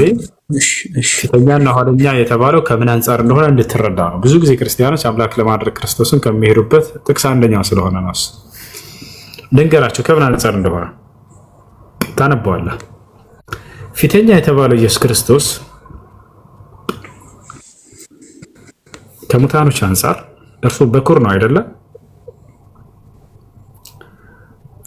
በኩርነቱ ከሙታን በፊት ቀድሞ በመነሳቱ ነው። እርሱ የመጀመሪያው ትንሣኤ ነው አይደለ? ማራናታ ኢየሱስ ክርስቶስ የሙታን በኩር ስለሆነ ፊተኛ የተባለው ከነዚህ አንፃር ነው። ከማንም በፊት እርሱ ከሙታን ሁሉ በኩር ነው። ሞቶ የተነሳው የመጀመሪያው አይደለም ክርስቶስ፣ ከሱ በፊትም የተነሱ ነበሩ ሞተው። ትንሣኤ ይባላል እነርሱ ወይንስ ለተአምር ነው የነዚያ ሲነሱ የነበረው? እሱ የግሎሪፋይድ ቦዲ የተነሳው ክርስቶስ ነው። ስለዚህ የመጀመሪያው ትንሣኤ ማን ነው? ሬዘሬክትድ ክርስቶስ። ስለዚህ ፊተኛ የተባለው ከሙታን በኩር ስለሆነ ነው። እዛ ጥቅሱ ላይ ታገኘዋለህ። ኋለኛ የተባለው ኢየሱስ ክርስቶስ ከምን አንፃር ነው? እንግዲህ ኢተርናል ስለሆነ ላይክ ስም ላስረዳሽ። ፊተኛው የተባለው ማን ነው? መጽሐፍ ፊተኛው ተብሎ የተገለጸው መጽሐፍ ቅዱስ ላይ ማን ነው? ኋለኛ የተባለው ማን ነው? አንጻራዊ እያደረገ ነው እያነሳለ ያለው። ፊተኛው አዳም የተባለው ማን ነው? ራሱ አዳም ነው አይደለ? ኦኬ፣ ከአዳም አንፃር ነው። አዎ፣ ኋለኛው አዳም ተብሎ የተገለጸው መጽሐፍ ቅዱስ ላይ ማን ነው? ኢየሱስ ክርስቶስ አይደለ? ስለዚህ ኋለኛ ሲባል ጊዜ እዚያው ጳውሎስ ይናገራል። ኋለኛ ሲል ጊዜ ኋለኛው አዳም እያለ ብዙ ቦታ ላይ ያነሳዋል። ፊተኛው የተባለው ከሙታን በኩር ስለሆነ የመጀመሪያው ትንሣኤ ስለሆነ እርሱ ከነዚህ ከሰዎች አንጻር ነው እያነሳ ያለው እንጂ አምላክ አላህ ሱብሓነሁ ወተዓላ እንደሚናገረው እንደዚህ እኔ ፊተኛና የኔ መጀመሪያውና መጨረሻ ላይ ስላለ ከዚያ ጋር የሚገናኝ አይደለም።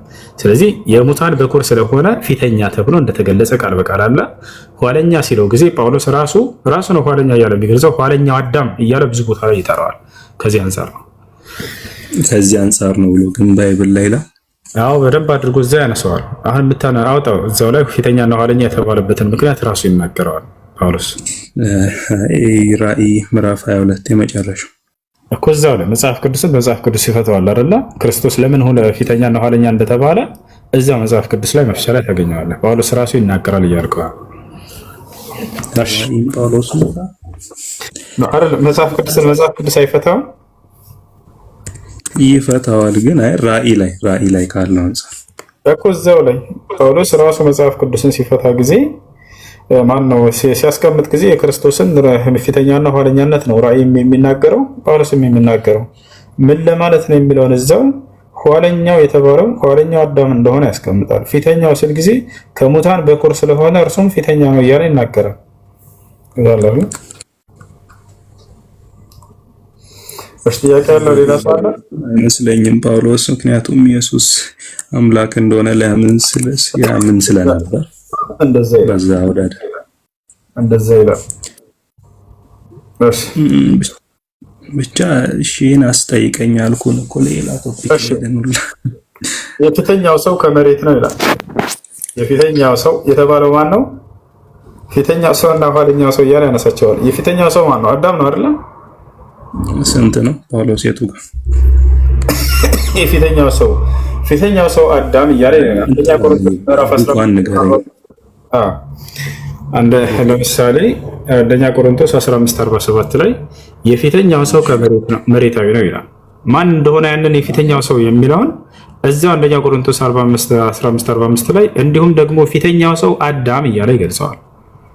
ስለዚህ ኋለኛ እያለ ክርስቶስን ይገልጸዋል። ኋለኛው አዳም እያለ ሁሉ ይገልጸዋል። ኋለኛው አዳም ከሰማይ ነው። ኋለኛው አዳም ማን ነው? ኢየሱስ ክርስቶስን ኋለኛው አዳም እያለ ይጠቅሰዋል ጳውሎስ ከተባለ አዎ ፊተኛው አዳም ኋለኛው አዳም እያለ ከአዳም ጋር አነጻጽሮ ነው የሚያነሳው። ይታል አይደለ? ያ ነው ግን አውዱ ከዛ አይደለም። ፊተኛው አዳም የሚለው አዳም ላይ በሰው ልጅ አዳም ምክንያት የሰው ልጅ በኃጢአት ወደቀ፣ በክርስቶስ ምክንያት ደግሞ ሪዲምድ ሆነ። ማንን ምን ብሎ ይጠራዋል እያልከው ነው? ለምሳሌ ፊተኛው አዳም የሚለው ማንን ነው? መጽሐፍ ቅዱስ ልክ አዳም እኮ ነው። ግን አዳም የሚለው ማንን ነው? ክርስቶስ። ስለዚህ ከማን አንፃር ነው ፊተኛና ኋለኛ የተባለው? ከአዳም አንፃር አነጻጽሮ ነው እየተናገረ ያለው። ይሄ ነው እና ፊተኛ የተባለውም ልክ እንዲሁ ኢየሱስ ክርስቶስ ከሙታን በኩር ስለሆነ ፊተኛ ተባለ እያለ ያስቀምጠዋል መጽሐፍ ቅዱስ ላይ ከሙታን በኩር ስለሆነ። ስለዚህ የመጀመሪያው ትንሣኤ ስለሆነ እርሱ ማንም የቀደመው ስለሌለ ፊተኛ የተባለውም ከዚህ አንፃር እንደሆነ ይናገራል። እሺ ጥያቄ ያለው አለ? ጄጄ ሰላም ጥያቄን አላስጠየቀኝም እኮ። እሺ ተጨርሰሽ ቀጥል። እሺ ኢሳይያስ ምዕራፍ 9 ከቁጥር 6 ላይ አንድ ፊተኛው የተባለበት ምክንያት ከበኩርነቱ ከሙታን በኩርነቱ እንደሆነ እንድትረዳ ዘንድ ቆላስይስ 1:18 ላይ ይናገራል። ምን ይላል? እርሱም የአካሉ ማለት የቤተ ክርስቲያን ራስ ነው ይላል። ኢየሱስ ነው አይደል? እርሱም ከሁሉ በፊት ይሆን ዘንድ መጀመሪያም ከሙታን በኩር ነው እያለ ይናገራል። ከሁሉ በፊት በክርስቶስ ቢገለጽ ከምን አንጻር ነው? ከሙታን በኩር እንደሆነ ከሙታን በበኩርነት እንደሆነ ይናገራል። በኩር ማለት መጀመሪያ ማለት ነው። ይህን ታውቃለህ። ክርስቶስ ከሁሉ በፊት ሲባል ጊዜ ከሙታን በኩር ከመሆኑ አንጻር እንደሆነ እዚያው ላይ ያስቀምጣል። አንደኛ ማን ቆላስይስ ምዕራፍ 1 ይሄን ይመስላል። እሺ ክርስቶስ ተገዙኝ ያለበትን ቦታ ወይንም አምልኩኝ ያለበትን ቦታ ልታሳየን ነው? እኔማ ልጠይቅ ያለሁት ስለሱ ያለውን ነገር ኢሳይያስ ምዕራፍ 9 ከቁጥር 6። እሺ ኢሳይያስ 9:6 ምን ይላል? እሺ ወይ በእንግሊዘኛ ነው ያለኝ፣ በእንትን ላውጣ ብቻ አውቀዋለሁ። በቃሌ ሕፃን ተወልዶልናል፣ ልጅም ተሰጥቷል፣ አለቅነቱም በጫንቃ ላይ ይሆናል። ስሙም ድንቅ መካር፣ ኃያል አምላክ፣ የሰላም አለቃ፣ የዘላለም አባት ተብሎ ይጠራል። የኃያል አምላክ የምትለው ፓርታውን ከእናንተ ዘንድ ምንድን ነው? ምክንያቱም በዕብራይስጥ ወይም ሂብሩ ኤልጊቦር ይለዋል። እሱን ኃያል አምላክ። ይሄ ኤል የሚለው የነ አብርሃም አምላክ የእሱ ታይትል ነው። ኤል የሚባለው ተብሎ የተገለጸበት ሌላም አካሎች ይገለጹበታል አይደለ? ሌላም አካሎች ይገለጹበታል በዚህ ቃል አይደለ? ኤል በሚለው ኤልጊቦር እዛው ላይ ያለው ራሱ ማለት ነው። በ10 ምዕራፍ 10 ከቁጥር 21 ላይ ለእግዚአብሔር ማለት ለሱም ኤልጊቦር የሚለውን ታይትል ተጠቅሟል ኢሳይያስ እና ለምናይን በምን እንደምታዩት ለፍጥረት ራሱ ይውላል አይደል? ለሌላም አካሎች ግለሰቦች ለሰዎች ኤልጊቦር የሚለው ታይትል የቱ ጋር አንዴ እዛው ላይ እንትን ቆይ ባይብል ሀብ አለ አይደል? በሱ መግባት ትችላለህ። እሱ ላይ ሄደህ እንትን ብላ ቀጥታ ቃሉ የተጠቀመባቸውን አካሎች ከታች እንዳለ ዘርዝሮ ያሳያል። ኢሳይያስ 9:6 ላይ ብትገባ ይጠቀማቸዋል ሌሎች አካሎች።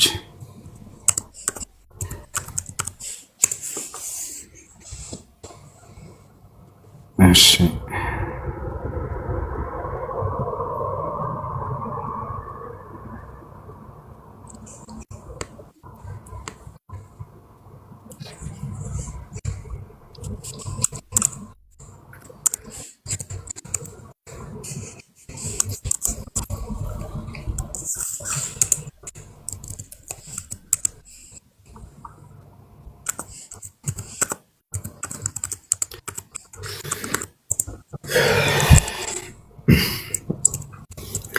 እሺ ከላይ ዮርዳኖስ ሰላም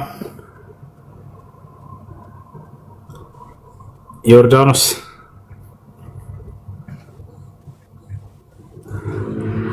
ጄጄ ይሰማቸዋል? እሱ አንተ ልጠይቅ። ሰላም አለይኩም ወራህመቱላሂ ወበረካቱሁ። ሰላም ወራህመቱላሂ ወበረካቱሁ። አይ ሞዲተሮች ነው ያስገቡኝ ግን አልቀራ። እኔ ሙስሊም ነኝ። አንድ ጥያቄ ልጠይቅ። እሺ ጥያቄ ምንድን ነው? ካፊሮች እስልምናን ሲይዙ ሸሃዳ ይዛሉ፣ ሙሽሪኮቹ ይዛሉ። እንዴት ነው? ላ ጥምቀት ነው። ህዋ ውስጥ ወስደው ነው የሚያክሯቸው።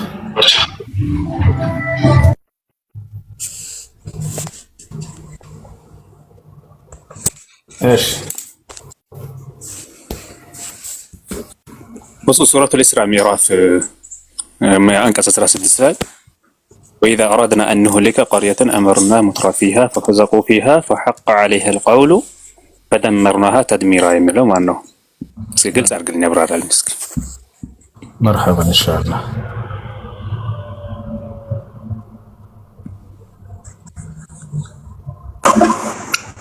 ሰብር ብዙ ዋጋ ያስከፍላል። ተቀለ أعوذ بالله من الشيطان الرجيم. بسم الله الرحمن الرحيم. كافها يا عين صاد. ذكر رحمة ربك عبده زكريا إذ نادى ربه نداء خفيا قال رب إني وهن العظم مني واشتعل الرأس شيبا ولم أكن بدعائك رب شقيا وإني خفت الموالي من ورائي وكانت امرأتي عاقرا فهب لي من لدنك وليا يرثني ويرث من آل يعقوب واجعله رب رضيا. يا زكريا إنا نبشرك بغلام اسمه يحيى لم نجعل له من قبل سميا قال رب أنى يكون لي غلام وكانت امرأتي عاقرا وقد بلغت من الكبر عتيا قال كذلك قال ربك هو علي هين وقد خلقتك من قبل ولم تك شيئا قال رب اجعل لي آية قال آيتك ألا تكلم الناس 3 ليال سويا فخرج على قومه من المحراب فأوحى إليهم أن سبحوا بكرة وعشيا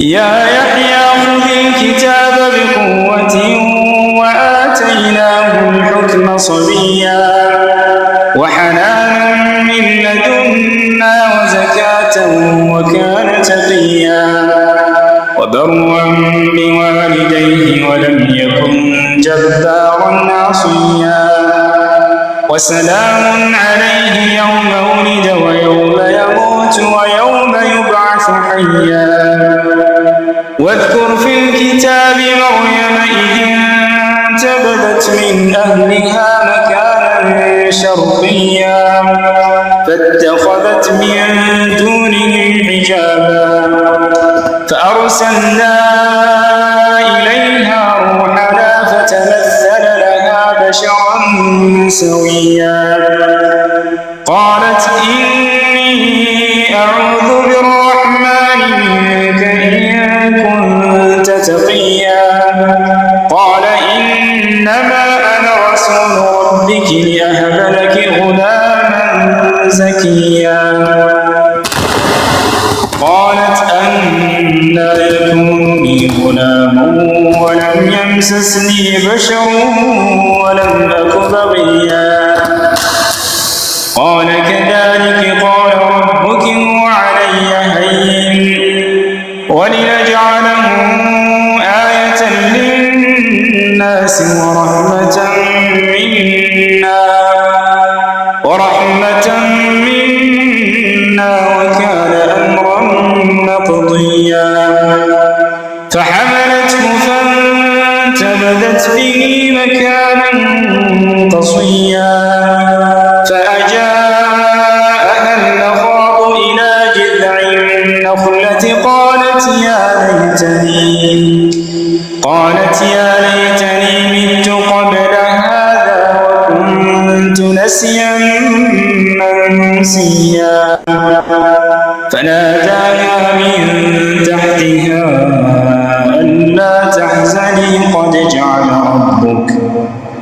جعل ربك تحتك سريا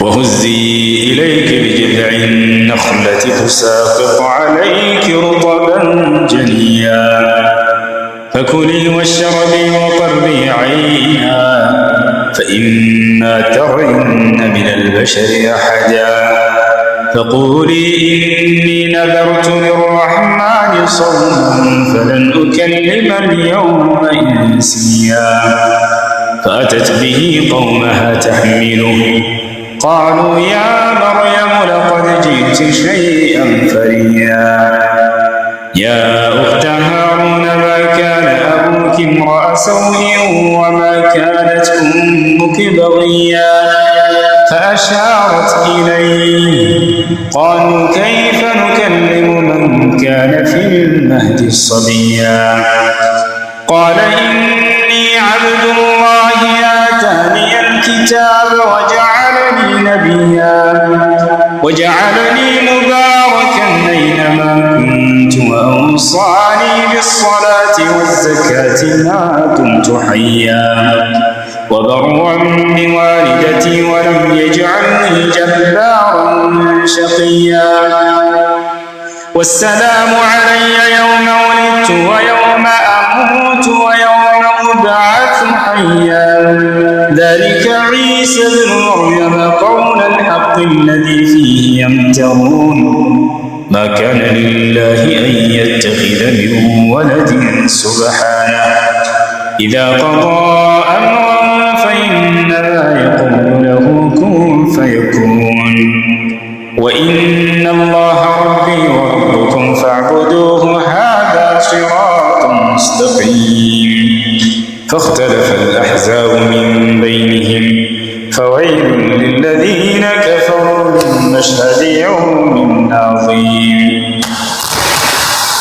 أسمع بهم وأبصر يوم يأتوننا لكن الظالمون اليوم في ضلال مبين وأنذرهم يوم الحسرة إذ قضي الأمر وهم في غفلة وهم لا يؤمنون إنا نحن نرث الأرض ومن عليها وإلينا يرجعون واذكر في الكتاب إبراهيم إنه كان صديقا نبيا إذ قال لأبيه يا أبت لم تعبد ما لا يسمع ولا يبصر ولا يغني عنك شيئا يا أبت إني قد جاءني من العلم ما لم يأتك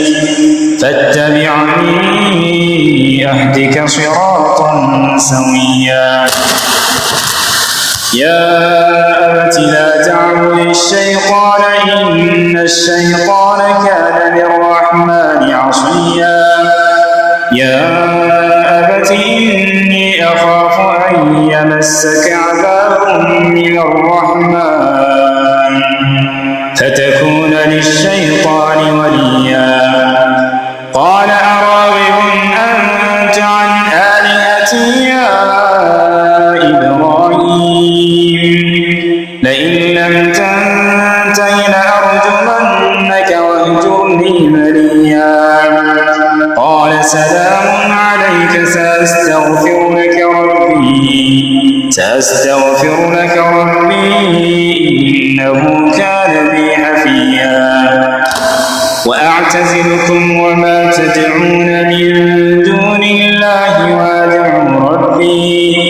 وأدعو ربي عسى ألا أكون بدعاء ربي شقيا فلما اعتزلهم وما يعبدون من دون الله وهبنا له إسحاق ويعقوب وكلا جعلنا نبيا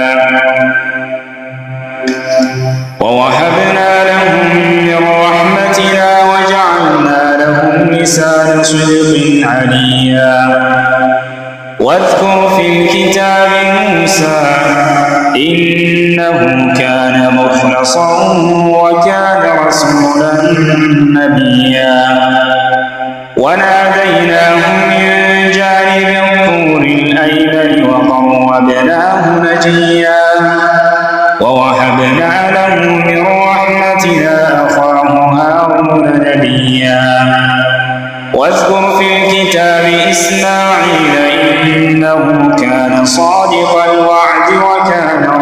رسلا نبيا وكان يأمر أهله بالصلاة والزكاة وكان عند ربه مرضيا واذكر في الكتاب إدريس إنه كان صديقا نبيا ورفعناه مكانا عليا.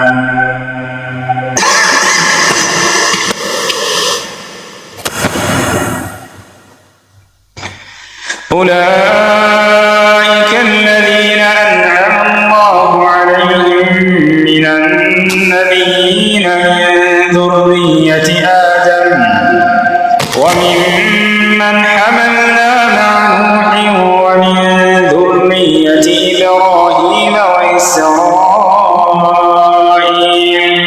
وممن هدينا واجتبينا إذا تتلى عليهم آيات الرحمن خروا سجدا وبكيا فخلف من بعدهم خلف أضاعوا الصلاة واتبعوا الشهوات فسوف يلقون غيا إلا من تاب وآمن وعمل صالحا فأولئك يدخلون الجنة ولا يظلمون شيئا. جنات عدن التي وعد الرحمن عباده بالغيب إنه كان وعده مأتيا لا يسمعون فيها لغوا إلا سلاما ولهم رزقهم فيها بكرة وعشيا. تلك الجنة التي نورث من عبادنا من كان تقيا وما نتنزل إلا بأمر ربك له ما بين أيدينا وما خلفنا وما بين ذلك وما كان ربك نسيا. رب السماوات والأرض وما بينهما فاعبده واصطبر لعبادته هل تعلم له سميا. ويقول الإنسان أئذا ما مت لسوف أخرج حيا أولا يذكر الإنسان أنا خلقناه من قبل ولم يك شيئا. فوربك لنحشرنهم والشياطين ثم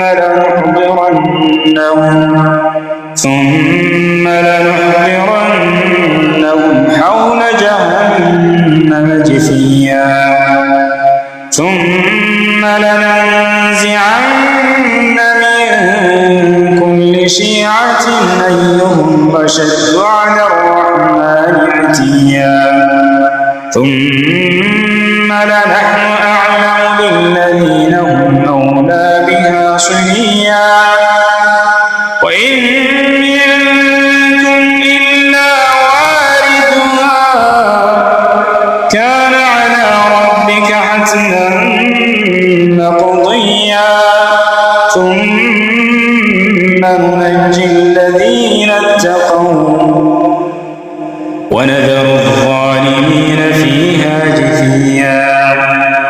وإذا تتلى عليهم آياتنا بينات قال الذين كفروا للذين آمنوا أي الفريقين خير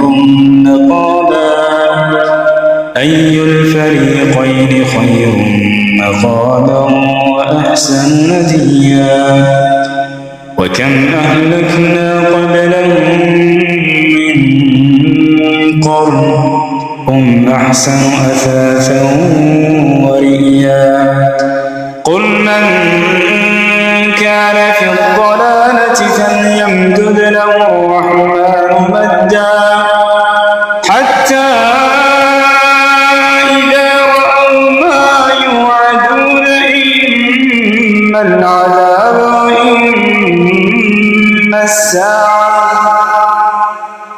فسيعلمون من هو شر مكانا وأضعف جندا ويزيد الله الذين اهتدوا هدى والباقيات الصالحات خير عند ربك ثوابا وخير مردا أفرأيت الذي كفر بآياتنا وقال لأوتين مالا وولدا أطلع الغيب أم اتخذ عند الرحمن عهدا كلا سنكتب ما يقول ونمد له من العذاب مدا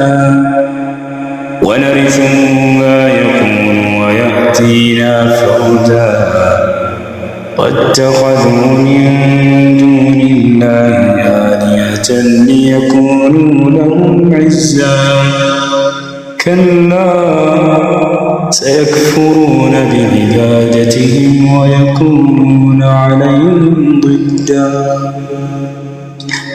ألم تر أنا أرسلنا الشياطين على الكافرين تؤزهم أزا فلا تعجل عليهم إنما نعد لهم عدا يوم نحشر المتقين إلى الرحمن وفدا ونسوق المجرمين إلى جهنم وردا لا يملكون الشفاعة إلا من اتخذ عند الرحمن عهدا وقالوا اتخذ الرحمن ولدا لقد جئتم شيئا إدا تكاد السماوات يتفطرن منه وتنشق الأرض وتخر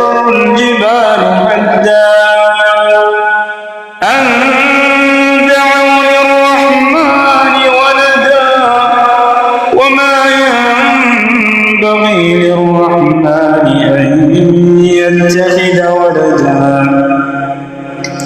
إن كل من في السماوات والأرض إلا آتي الرحمن عبدا لقد أحصاهم وعدهم عدا وكلهم آتيه يوم القيامة فردا إن الذين آمنوا وعملوا الصالحات سيجعل لهم الرحمن ودا فإنما يسرناه بلسانك لتبشر به المتقين وتنذر به قوما لدا وكم أهلكنا قبلهم من قرن هل تحس منهم من أحد أو تسمع لهم ركزا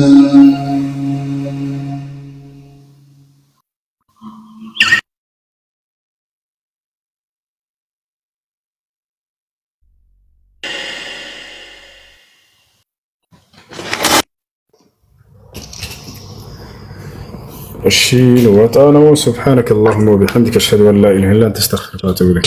إبرونا حسن ما قلت لك አልደቀመክም? ረፍ ስልኩም ይረፍ፣ አንተም ረፍ ኡስታዝ። ወይ ቤት እንከፍታለን እኛ። አብሽር። مرحبا شكرا إبرونا. جزاك الله. السلام عليكم ورحمة الله وبركاته. إبرو السلام عليكم. وعليكم السلام ورحمة الله. እሱ አላህ ይጠብቅህ። አይንህ ትንሽ ቀነሰል በል። ህክምና እንዴት ነው?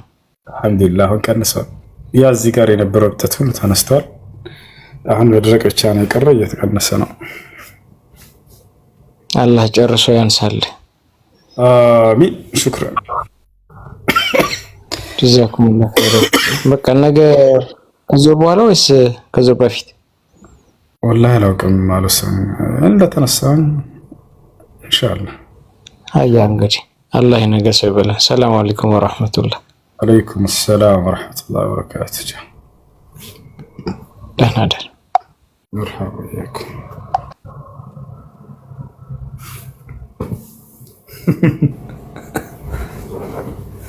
ወላሂ ፀጉሬ ኖርማል ተቆርጬ አልለመድኩትም ታውቃላችሁ። ፀጉሬን ተቆርጠህ ነው እንደ ተቆርጬ እኮ ነው። ለምንድን ነው ሲላ ታዲያ የተቆረጥከው? እኔ ምን አውቃለሁ መቆረጥ ጥሩ መስሎ ታይቶኝ ነው። ለምንድን ነው የተቆረጥከው ታዲያ? እኔ ሰዎች ሲቆርጡ አይቼ ነው ታዲያ የተቆረጥኩት። እንዴ ያለ የሚያወራ አዲስ ሰው መጥቶ ነው አይደል? ሳንኮራማ እያደረግክ ነው። እንጀራ በአየር እኮ እንጀራ ተባለ እንዴ? እንግዲህ አስተግፍሩላህ